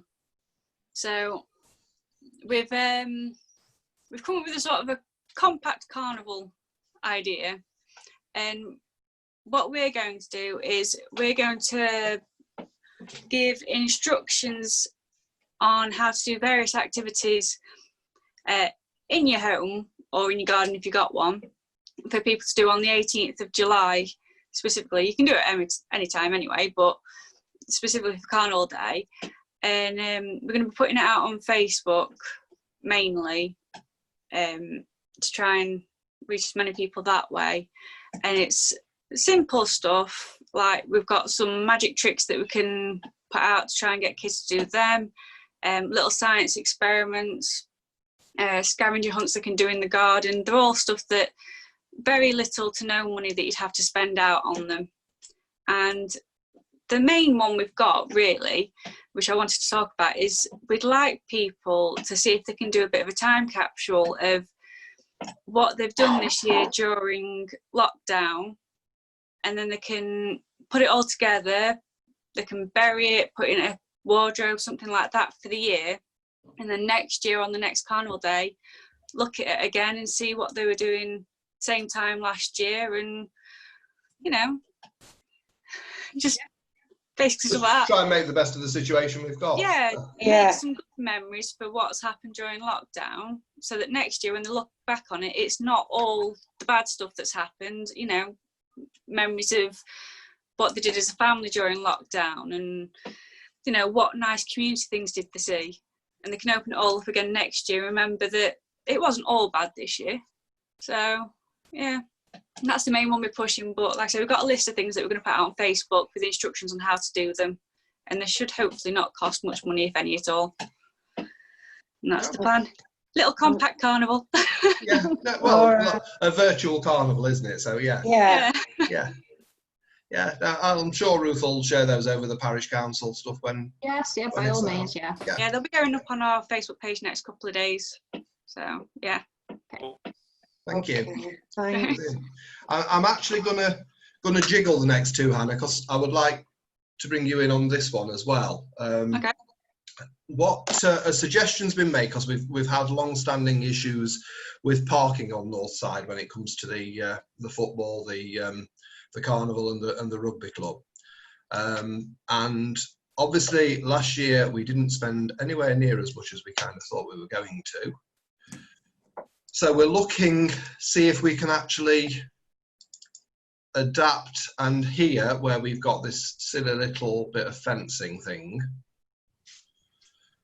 and I'm showing you this and I've not actually put screen share on, have I? So that's not going to work. So let's get this on again now. So we've got that little bit with the silly little fencing just behind where the garages are. Yeah. So the suggestion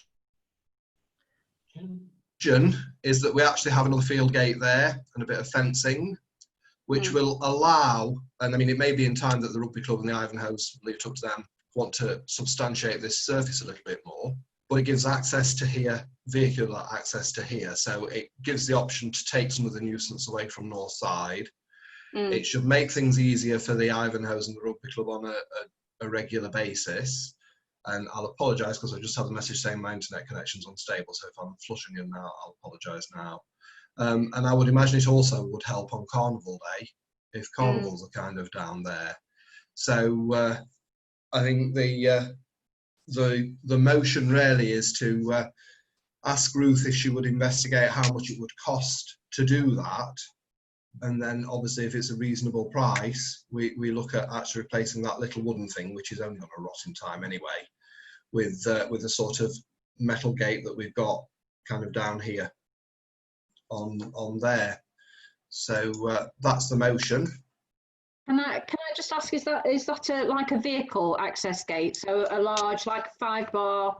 Yes, yeah, pretty much mirroring what we've got at the other point. Right. Did I not just see a manhole cover on that bit of land somewhere? Is that there? Because we need to be careful of that. I didn't notice one myself, but hang on, let me just have a quick look. There is a circle there, Ross, isn't there? I thought I saw that. Yeah. Well, we've just got to be careful of obviously cars driving over that. Yeah. Don't know what. I'm just trying to see where it is, if I'm honest, because I can't see that myself. But I mean, not that's sure why they put a manhole cover there. Where are we looking? Look at the photo of the fence itself. Let me. Oh right. Yeah. But Is there one? I'll be honest. I've literally just. I've got it zoomed in too far now. Yeah, Not too sure. And that's just bare, isn't it? Yeah. Grass up. Yeah. Oh, there. Ah. But just because if we are doing that, then we need to be absolutely careful about people driving over that. Yeah, let me just try and get the previous. Why would they put a manhole cover Yeah, if you there? see at the end of the shadow there, look. I honestly can't make it out, Ross, but you know my eyes aren't great. Just at the end of the shadow there, look.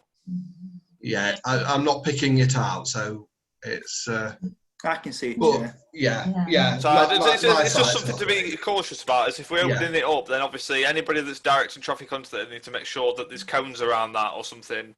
Yeah. So it's not causing additional problems. But yeah, I mean that makes sense to open it up. Yeah, Stephen, you've got your hand up. This land belongs to North East, doesn't it? It's part of the rec that's on the whole thing to us, isn't it? It's all on the leasehold to us. So while it's under our stuff, it kind of we can. I don't think anyone's actually proposing hard surfacing. I'm just saying that might be an option down the line.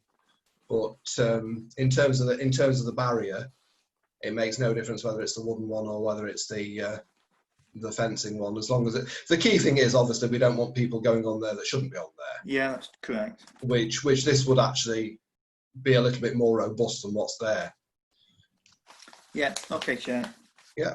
So are we all in favour of that one? Yep. Yeah. Is someone actually going to second it? Because I don't think it's been seconded, has it? Yeah. I'll second it. Cheers. Right. I'm in favour. I think that's unanimous. I'm struggling to see Nadine a little bit because she's just a bit off picture. Yeah, I can't see him. No. It's hard getting three people in on one shot.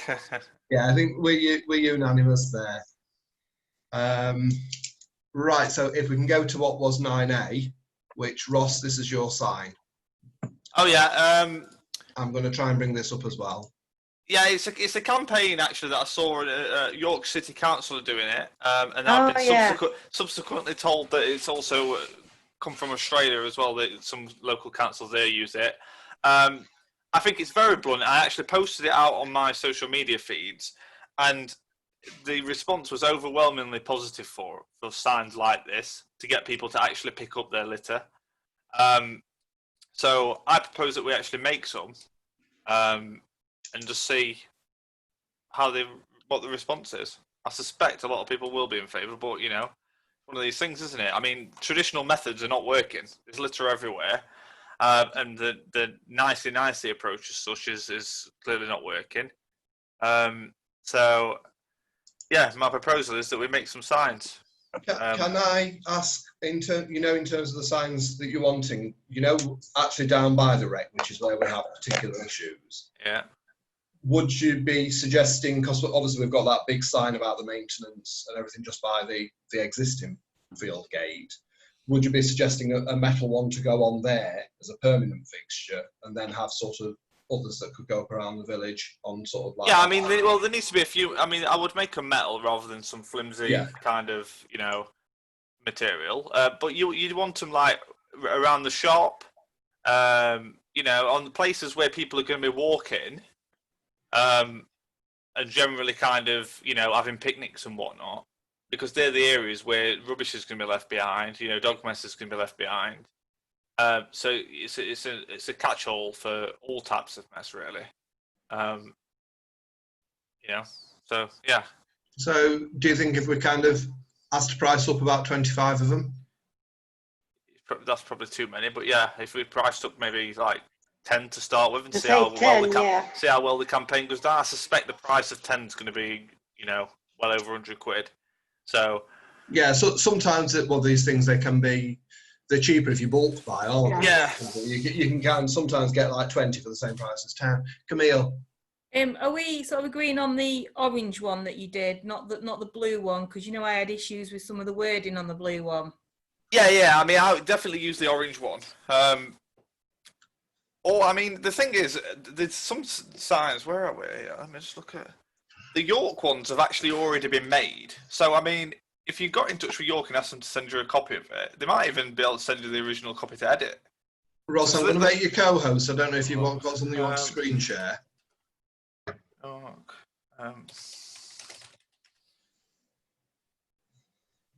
me just have a look. Yeah, so these are the actual. Can I? I've got you, John. Okay. So these are the actual. Can you see my screen? It's just coming up. Yeah. So these are the actual York City Council ones. Yeah. Oh, that one's okay. What's on the Yeah, so you just have, you just take the bottom bit off. The colours seem to be right. You put our logo at the top. Yeah. And just, put www.tuptonparish.org. Yeah. You can even use this space at the bottom here where they've got the York skyline, and just put, fines are up to whatever the current fine rate is. Mm. Yeah. I must admit, I do like that bit, because I think people need to be aware of how much they can be fined. John wanted to come in. Sorry, I'll stop you 1 sec. There you go. Yeah, Chair, if I may, would it be a useful exercise to see if local businesses would be prepared to chip in for the design and making of these signs? You could have something like Tupton Parish Council working in conjunction with Joe Blogs, that type of things. I think you'd probably get some traction with that as well, John, to be honest. Definitely. Yeah. I think if we maybe put it out on our social media feed or something, or emailed some businesses and said, would you be interested in partnering with us on these signs? See what they say. Yeah, I can get some costs in first as well. Sorry, Ruth, would you repeat that? I'll get some costs in as well. I'll get some costs in. Oh, yeah. And then so that what they're signing up to. Yeah, exactly. If you say, look, the signs are going to cost X amount of money, would you be willing to sponsor 150 quid or whatever? Yeah. And we're advertising your business. Yeah, put their logo on. Mm. Just on a complete aside, I saw something today, funnily enough, for people disposing of cigarette ends. They'd got perspex fronted litter boxes and asking them to vote who was the best footballer, Ronaldo or Messi. So people put their cigarette, and I thought, what a great idea for litter, actually. Yeah. Really innovative. Well, just on litter in general, actually, I would like at some point for us to look at getting some on-street recycling bins, because you can get these now where they're like, we've got bottle bin, recyclable cans or whatever, and so people can do it on the go. So I think that's one thing that we need to encourage, because a lot of the stuff that goes in the bins right now is just straight to the landfill. Mm. Don't the county council sponsorship sponsor bins like that? No, the county. I mean, if you mean the district council, they'll probably empty them if we pay them. But yeah, anyway, back to this point. I'm digressing into another point. But yeah, this is the idea for these signs. I totally like John's idea of getting businesses to sponsor them, put their logo on and stuff. But yeah, Ruth, if you want to try and contact York City Council and just say, look, we're interested in these signs, can you send us a file version we can edit? And then let's go from there. Stephen, you had your hand up and it's gone down. Did you want to say something, or is... No, it's okay, Chair, thanks. No. Right. So I'll move that. Is there a seconder? Yeah, I'm happy to second. Yeah, all in favour? The next item's the children's play areas. And obviously we took the decision by email because they wanted a decision prior to this council meeting whether to reopen or not. We took the decision that we felt it wasn't safe and we couldn't provide sufficient backup to have as rigorous a cleaning routine as was needed. I'm conscious that I mean, the idea, we're uncertain yet, and that it's not coming up until later on the agenda whether we'll even have an August meeting, but we want to have some criteria in place because realistically I think a decision will need to be taken between meetings as to whether to reopen these or not. Now, normal practice is something that happens between meetings, it comes to the clerk, and I don't really think it's acceptable for us to stick that onus on Ruth's shoulders. No, I don't. I think we need to kind of have some process, whatever we define, but we need to agree as a council a procedure so that Ruth knows that when the time is right, we can say, yes, we as a council believe it's the time is right for us to reopen our play equipment. And Ruth knows that she will have our unanimous backing. So we want to define some criteria that we will measure against, and that we can kind of a process so that we can go to Ruth. I'm open entirely to ideas. I have been monitoring the areas specifically for North East Derbyshire. I don't know how reliable that is because obviously North East Derbyshire geographically is one heck of a big area. And I suspect, but this is suspicion based on those of neighbouring district authorities, that the bulk of our cases are probably in the Killamarsh, Eckington, Dronfield area because Sheffield and Rotherham are considerably higher than the likes of Derbyshire Dales and Amber Valley. But it's the most granular data I can get.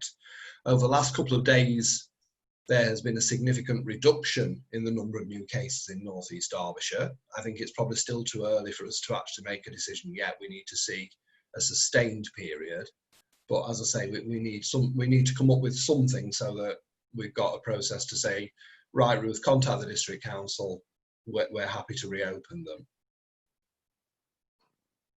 So what time are you thinking? What does anybody seem to think? I think Pillsley. I've seen yesterday. I think Pillsley have opened theirs up.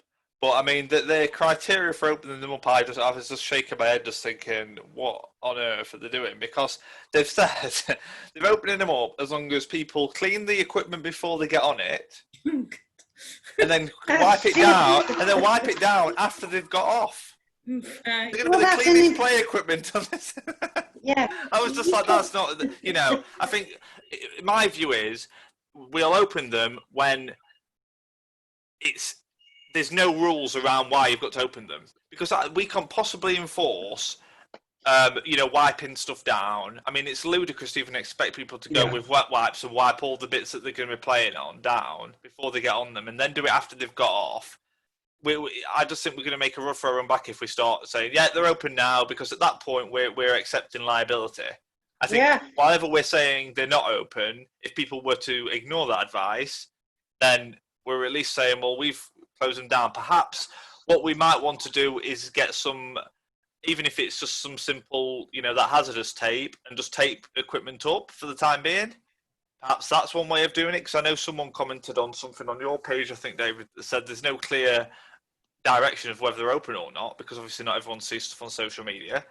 So perhaps we need some physical way of notifying It is, people. and the notices do get torn down. Yeah, so You know that happens. I think we do need to do something in terms of it, wrapping some of the equipment up in some hazardous tape or something to say they're not in use at the minute. Because at the moment they kind of just sat there. Well, they are. They're using them, aren't they? Well, yeah, they are using them, and there's nothing that says they can't if No. you've not read something online. So unless we either put signs up on posts or but we need to do something in terms of making sure they are off limits. So that's what's been fed back to us, that there's just no way of knowing if they're open or not.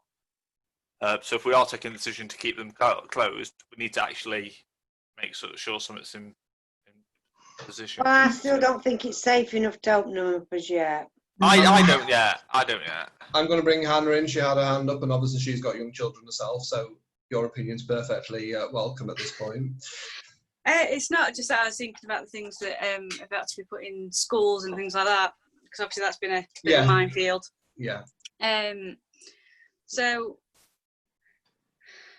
I've had some of my own ideas about what criteria should be on this, just listening to you, because it's just ridiculous, some of the things that are advised. I mean, it's all well and good asking people to wipe them down, but like Ross said, you can't guarantee it.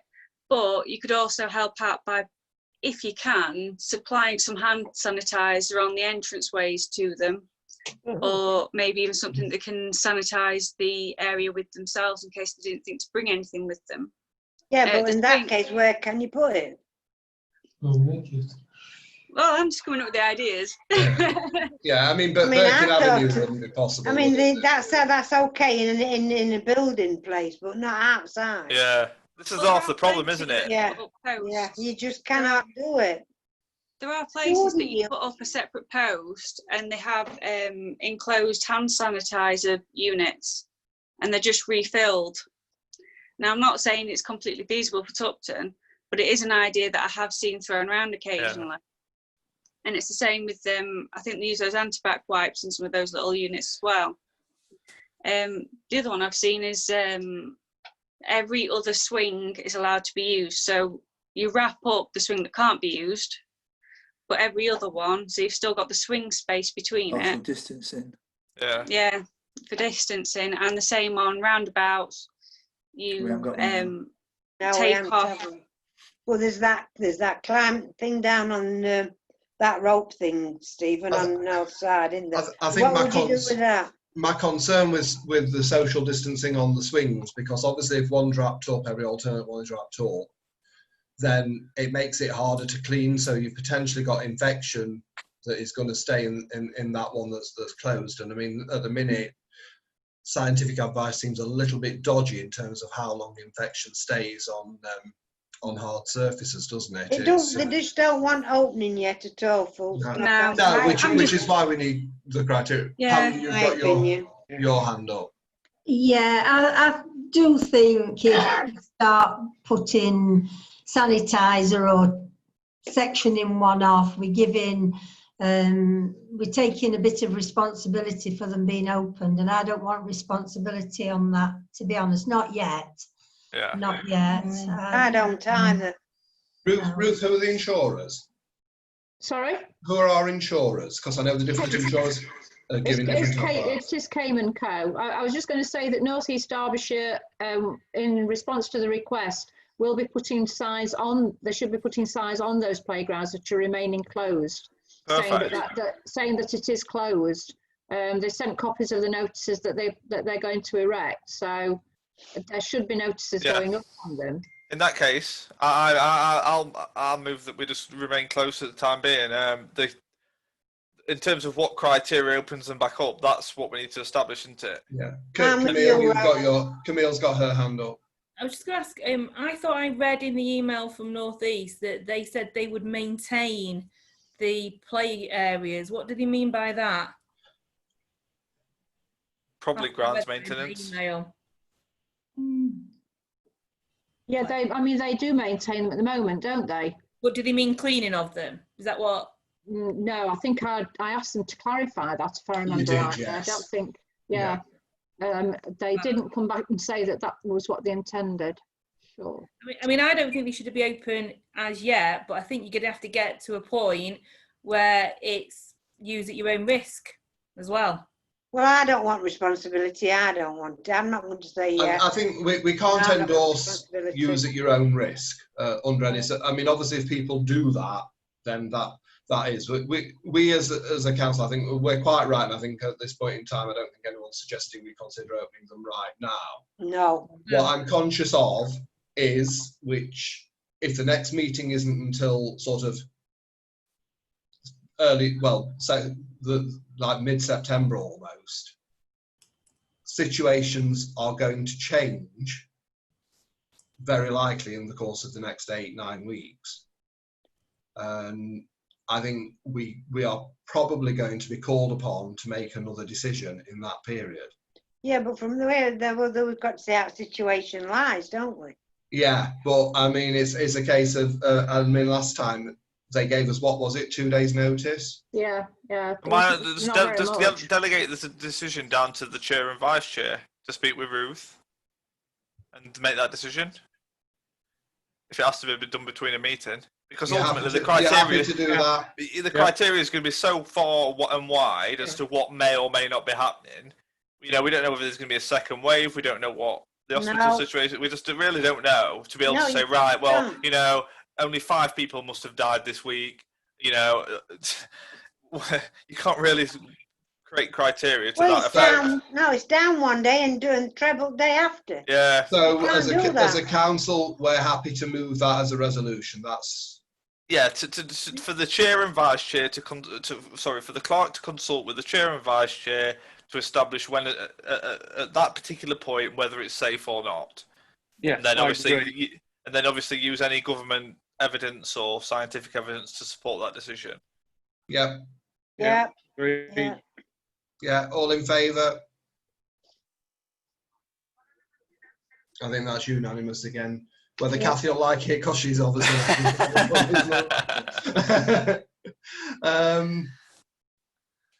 I've lost track because now I've skipped the next 2, haven't I? Right, yeah. Contingency planning. This one's more of a long-term thing. It's come from NALC. And obviously, nobody saw the COVID thing coming at all. What they're wanting parishes to do, which I think is the right thing to do, is to go beyond where we've ever been before. I know in the past we've come up with like a winter contingency plan. They're wanting an actual forward plan for pretty much anything that could happen. So it's really just to bring it onto the agenda, to create the awareness that we need to be doing this. We need to look at areas where we could improve, what we could do, build it up. And I think the logical, and again, she's not here, but I think the logical working party to take this forward will be Ross and Kathy as the 2 different group leaders, me as the outgoing chair, and whoever replaces me when it comes. But I think, as I say, until the actual emergency is over, then I think it's one of those things that we put into. Are they as for now?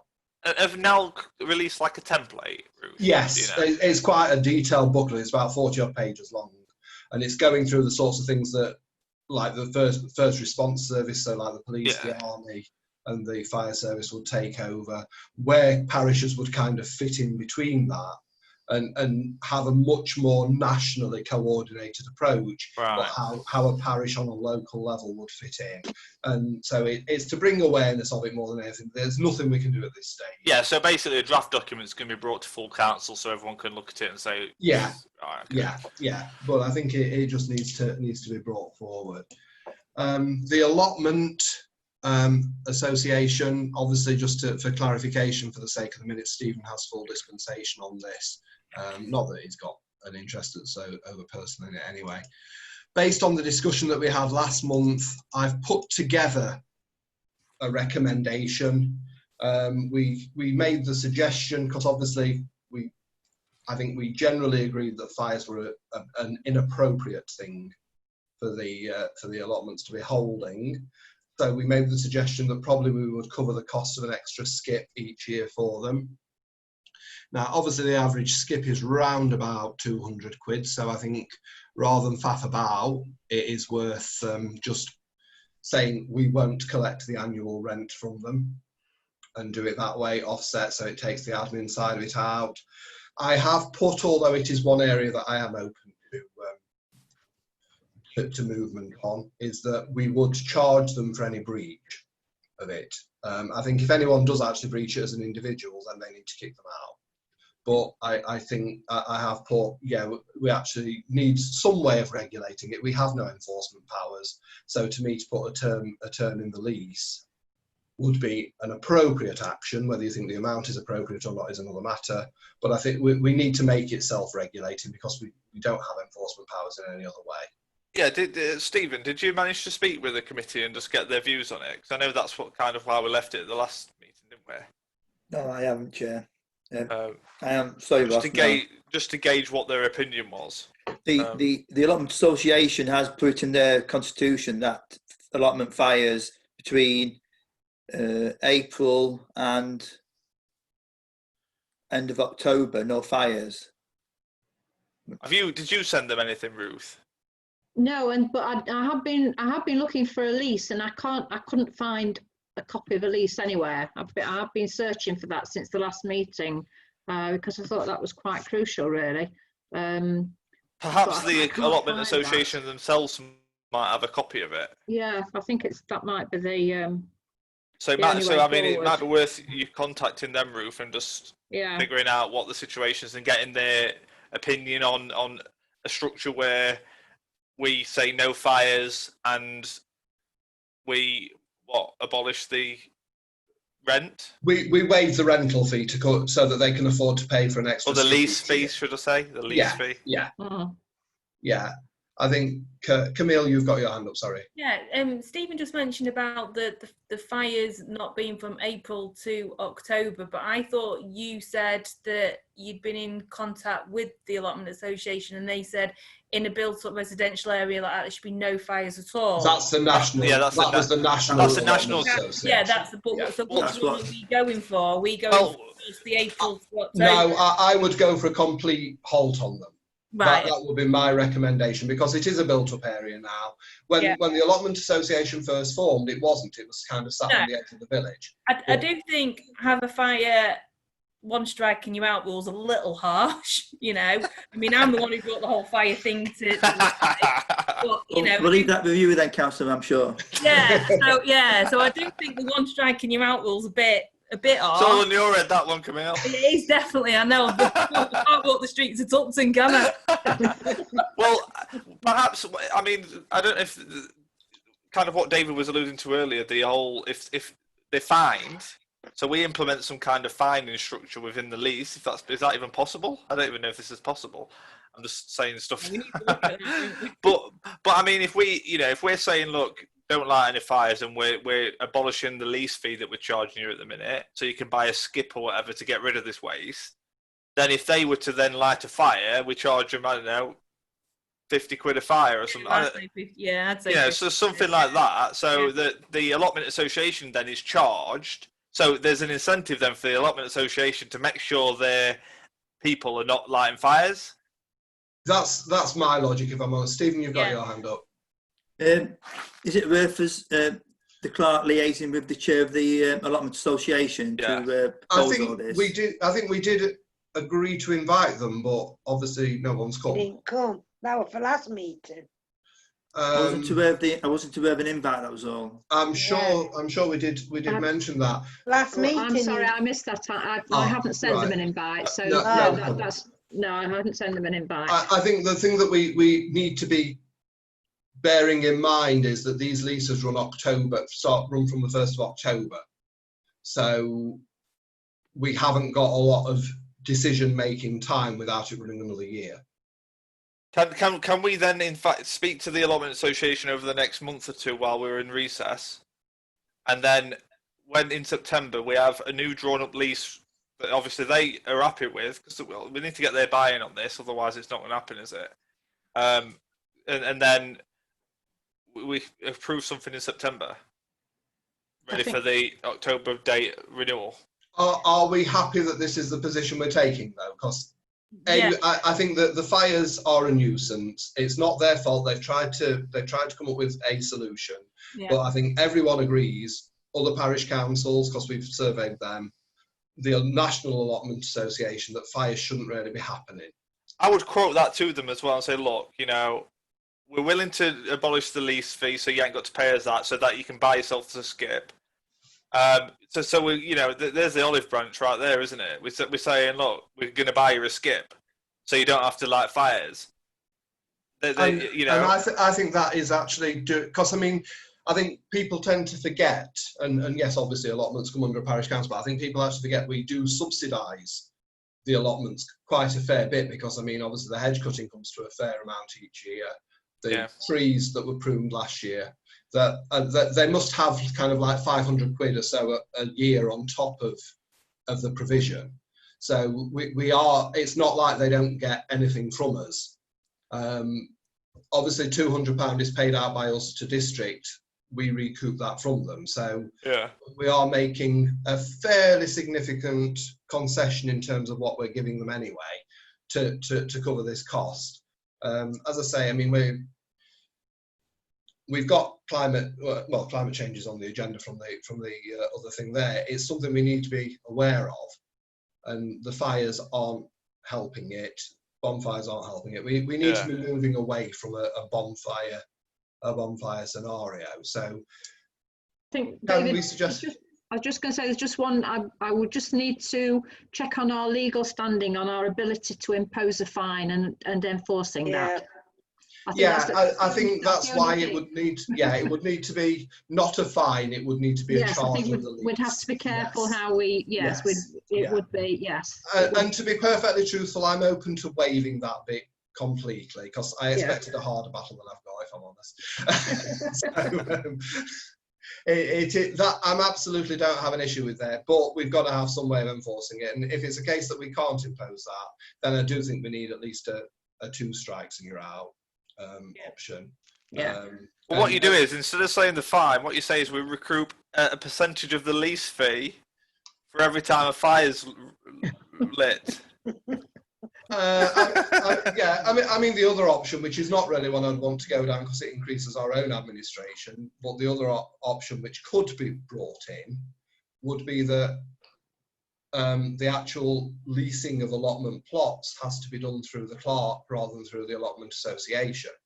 That would increase Ruth's work. I don't want to go down that route.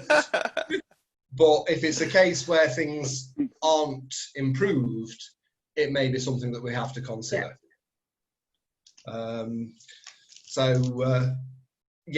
think if we can adopt this in principle, I'm more than happy to take any fees out.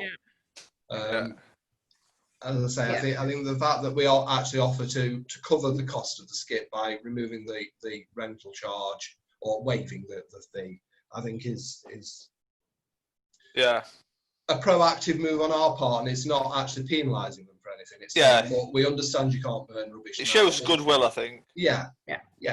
It's a partnership when all's said and done, and we want it to be a viable thing. Does anyone else have any issues on there, or can we take a vote? No, I agree that it's all Camille's fault. Yeah. Okay, so we're approving in principle, I think is the actual phrase rather than the thing. Do I have a seconder? I'll second it. Yeah, all in favour? Anyone against? Are you abstaining on that one, Stephen? Yeah, so all in favour bar Stephen, who's abstained. Right, over to Ruth for the finance. Okay, all the information in front of you. The financial statement as at the 30th of June, payments out of the account were 18,259, total receipts 121,000, so we have a balance of 103,656 at this moment in time, if you're happy with that. Accounts for payment, just in addition to the ones that you've got on your agenda, we've received the invoice from NEDDC for the rent of Northside at the cost of £500. So we could add that to the list of accounts for payment. and all of the amounts against budget are quite favourable. We've not got any problems with amounts against budget. Are we happy to move everything on block? Yeah. Yeah. Second, all in favour? Yeah. Anyone against? Abstentions? I think we're unanimous on that one, Ruth. Okay, thank you. Next up is, should we actually still be calling these 137 grants? Well, no, because actually your new arrangement now means that you don't make section 137. You make grants. You can make grants, but you're not under section 137. So I'll rephrase it: grant applications in future. I don't think we've got any anyway, have we? No, we haven't. But I'll rephrase it: grant applications for future reference. Village Hall, have you got any updates? Because I've not heard from Paul. I don't think there's anything to update on, if the truth is told. The only thing I've had back from Paul is to say the committee are eager to meet face to face to discuss this and get all the relevant information to ensure we're all correct and in the best interest of the staff, the building and the village. We're eager to hear what the parish are willing to offer in terms of supporting the transition and look forward to meeting.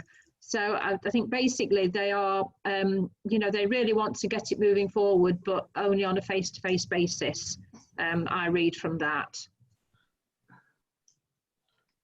They seem supportive of the whole process. That's brilliant. I mean, our representative party is myself, Ross, and Kathy. So I think probably, given that Kathy's now left the meeting, I would recommend defer that to the next agenda, and we'll go back. I mean, the situation may have changed by then anyway. Yeah. I mean, the only thing I wanted to ask was on the basis that you can meet for small numbers of people, whether you did want to consider, making this arrangement, taking this arrangement forward for that meeting, that face-to-face meeting. Maybe just try and set up a face-to-face meeting. We'll have to just use a big room and just have everyone spread out. Yeah. And liaise with everybody by email, and we'll set that a date. Because as I say, without Kathy being here, we can't set a date for her. Yeah. No. Yeah. Okay. Camille, can I ask you just to temporarily take the chair as acting vice chair? I just need to pop upstairs. Yeah, okay, thanks. Next item is the Birkin Avenue one. Yes, the Birkin Avenue one. Ross, do you want to talk about it? Working group? Yeah, so basically, we looked at the proposals. As you know, we've thrown out one of the suppliers purely because they were a lot more than the others, and it was felt that the other two closer met what the parish council and the village was looking for. Yeah.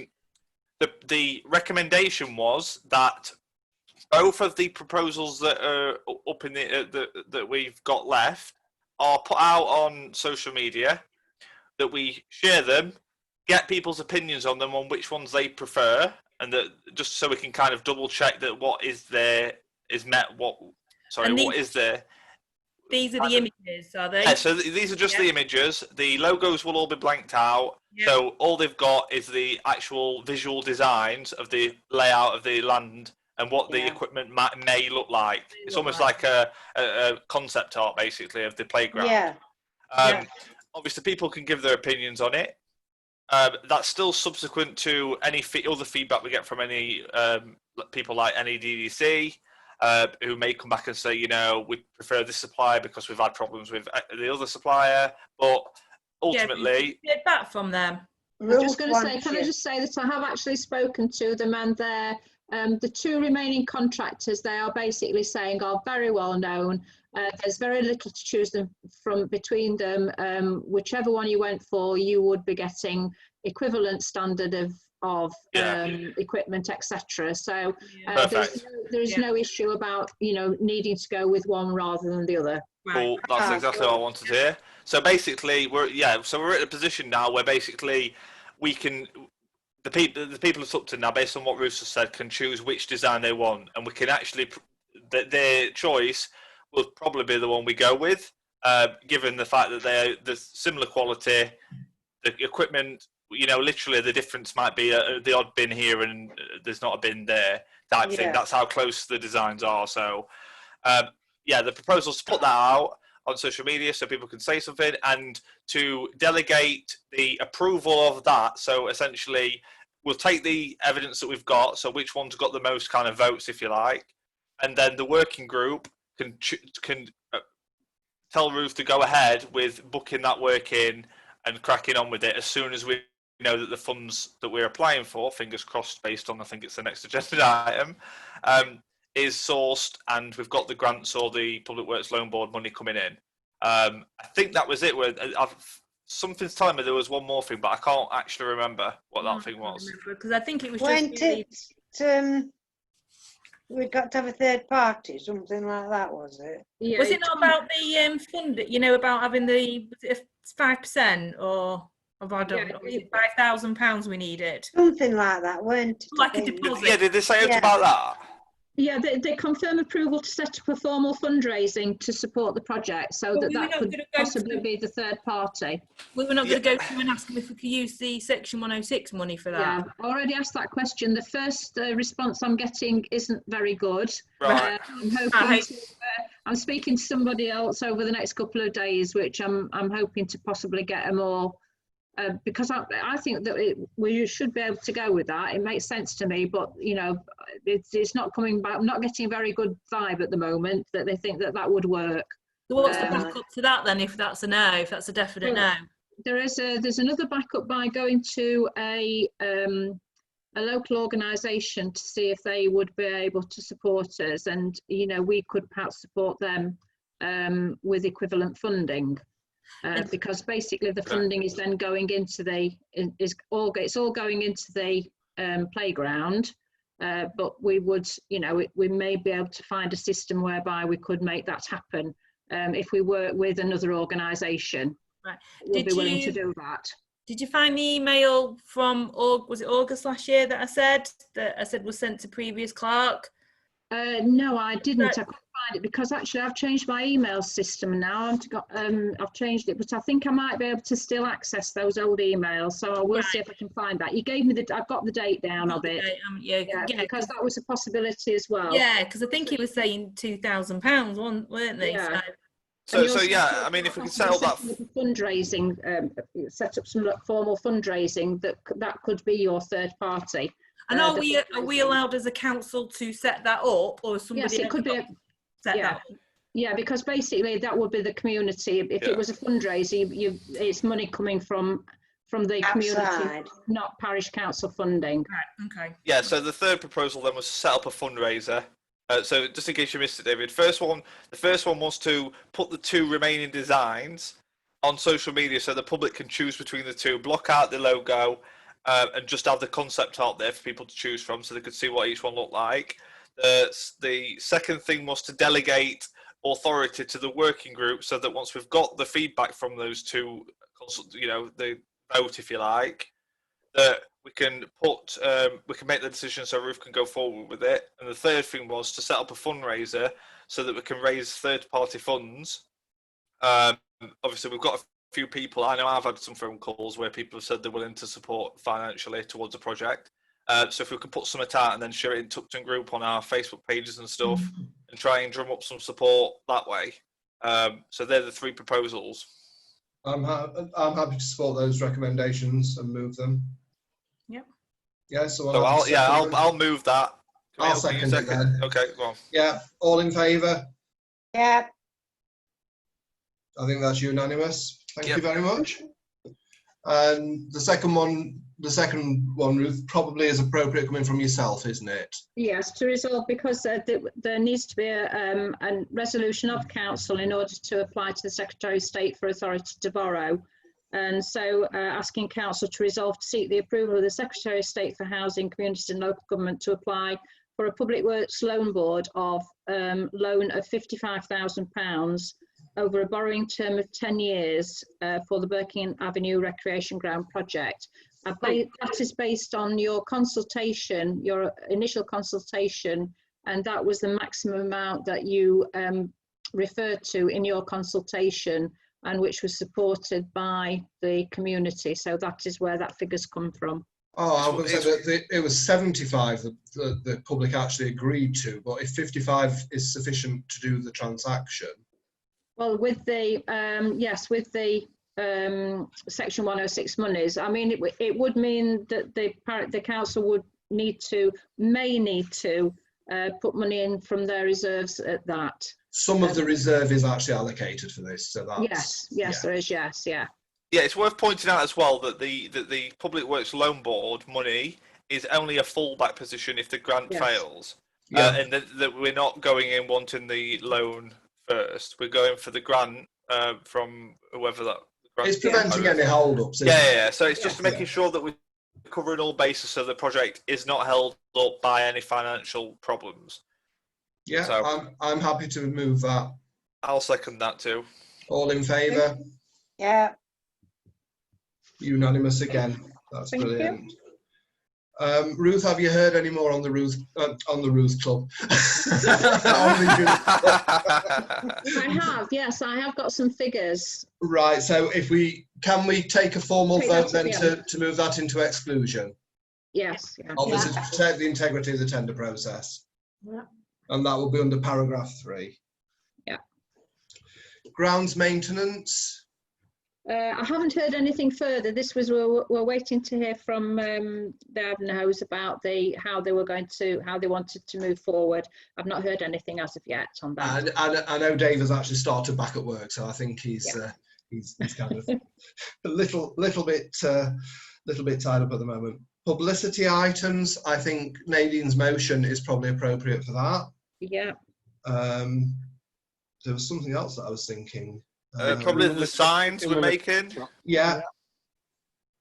I'm requesting donations from the local businesses. Absolutely. Yeah. I think it's probably prudent, given the fact that as a council, even though we were unanimous, but we also perceive it as being a controversial issue, I think it perhaps would be appropriate to publicise our motions on the planning issues. Yes. Those. Yeah.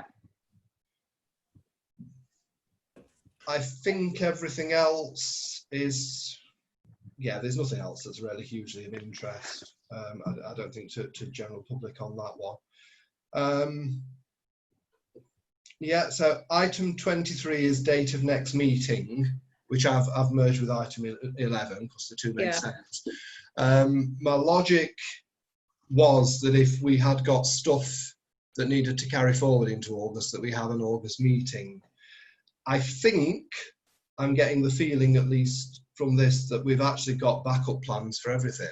Yeah, I think everything's been delegated to different working groups. Yeah, so as long as the working groups kind of meet by whatever means have been done. Yeah. If an issue arises, then I will kind of use the chair's prerogative to call a meeting, but I don't see that there would necessarily be a need. Stephen, you had you've just answered the question. Oh, right. I think at this point, then I think we will look at the is it the 9th of September? 9th of September, yeah. Obviously, if need be, we will do it, but we will do it only if there's a reason. If necessary. Yeah. What time, Chair? Well, it's actually not been too bad tonight, has it? I've had a couple of issues, and there's been a couple of little lights, but on the whole, it's really not been as bad as I was fearing. So, did this work all right for you, Stephen? Yeah, 6 o'clock will be fine with me. So if we run with that, fine. I know Kathy had to leave, but I'm pretty certain that was for a unique thing. I don't think it was a standing appointment. So I think if we run with 6 o'clock again. Yeah. Items for info. Planning committee changes, I covered those earlier. The DALC climate change strategy meeting, it came up purely from one of the DALC chairs meeting, and she says, we've got this climate change meeting. So I thought, right, well, given that it's like 2 days later, I'll sit in on it and see what it's like. They've got their own climate change forum to try and bring the power of DALC as an entity with multiple parish councils together and to try and do it. I think there were benefits in doing it, but I think the parishes were so diverse, I think they'll end up chunking them down into more localized areas, because we've got so little in common with the likes of Bakewell. It's but if we were in a group with like North Wingfield and Grassmore and Wingerworth, then it would be more relevant. So it's taking shape at this point in time, I think. You'd be pleased to know that all of our projects with regard to planting and stuff like that, we're actually ahead of the curve of some of them. I would say a fair number of them. So I think that's positive. My question is, does anyone actually want to take on that role officially, or are you happy for me to just do it? Yeah, happy to. I really don't have a preference one way or the other. What's this, planting what? No, the fact that we're doing the planting actually puts us ahead of the curve in where a lot of other parishes are with their own. A lot of them, in fairness, seem to have declared a climate change emergency, but they don't really know how to enforce it, or it's purely a case of insulating the buildings and stuff like that they've got. So we are being quite proactive in terms of where we are. So I was just wanting to see if anyone else wanted to take my place on the DALC group, or whether they were happy for me to go, or for as long as I think it's viable. We've got to have some benefit out of it. It makes sense that you're there, to be honest, because you sit on the climate committee at district. I know they haven't met but at least you sat on that and you can kind of feed things through. Well, allegedly I sit on that. I'm our representative on that, but of course I just don't bother having meetings. But yeah. I'll tell you something though. What you've just said there, it is worth us mentioning when we get this youth club building sorted. We need to actually think about in terms of it being insulated and how much, the electricity providers and stuff like that, and if we can do stuff on that site to help with our climate change goals. It's definitely an issue that we need to look at. Yeah. If I can, there's some stuff out. If we do Ruth's bit first about the A61. Oh, go on. Yeah. Sorry, we're still on the agenda here. I thought we were on last bit. No, we're still on the agenda. I thought we were on last bit, Rob. Yeah, I've just put a link on the agenda. You can actually go to the information. It's there's a closure of the A61 between the 2nd and the 4th of November. It's around the Tupton Tap roundabout, but you can see all the information if you click that link on your agenda. So it's just for information, really. Right. So if no one else has any other items of information, if you can bear with me while I stop the live feed. And that's what I was just going to say. I've reported the trees along Derby Road from the roundabout at Queen Victoria Road to on the left-hand side as you go towards Tupton Tap. A resident contacted me and said that they were overhanging and stuff and quite dangerous, so I've reported them to DCC. And I also wanted to say, I don't know if anyone's seen, but Tupton Ivanhoe is what they've done with the land that we lease to them. Because I know they've been doing loads of work on there, and to say it was an horse paddock only, 12 months ago, it's now almost a football playing field, and they've done so much work down there. I just think they need a lot of credit for the effort they've put in to actually turn that into a playable bit of land. I think I'm going to add something there. They've done a fantastic job, and the last time I spoke with Dave, Nicola had pointed out to him that while he was furloughed, he'd spent 100 hours down there. So he decided he'd better not do any more. But no, they've done a brilliant job. And you're absolutely right. And actually, could we add that to items of publicity, Ruth? Because I think we do need to recognise them. Pam, you've got your hand up that way. Yeah, Ross. The report of the trees overgrowing, I put that in last year for a resident as well.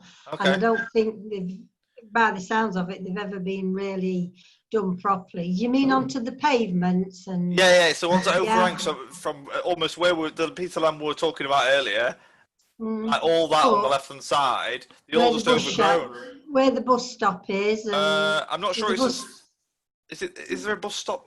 Oh, so where the lay-by is for the Derby Road houses, from there all the way up to where the car place is. Yeah, I put it in last year. Yeah, I've pulled a few strings at district, and hopefully it gets done. Yeah, I'll get out. So we'll see.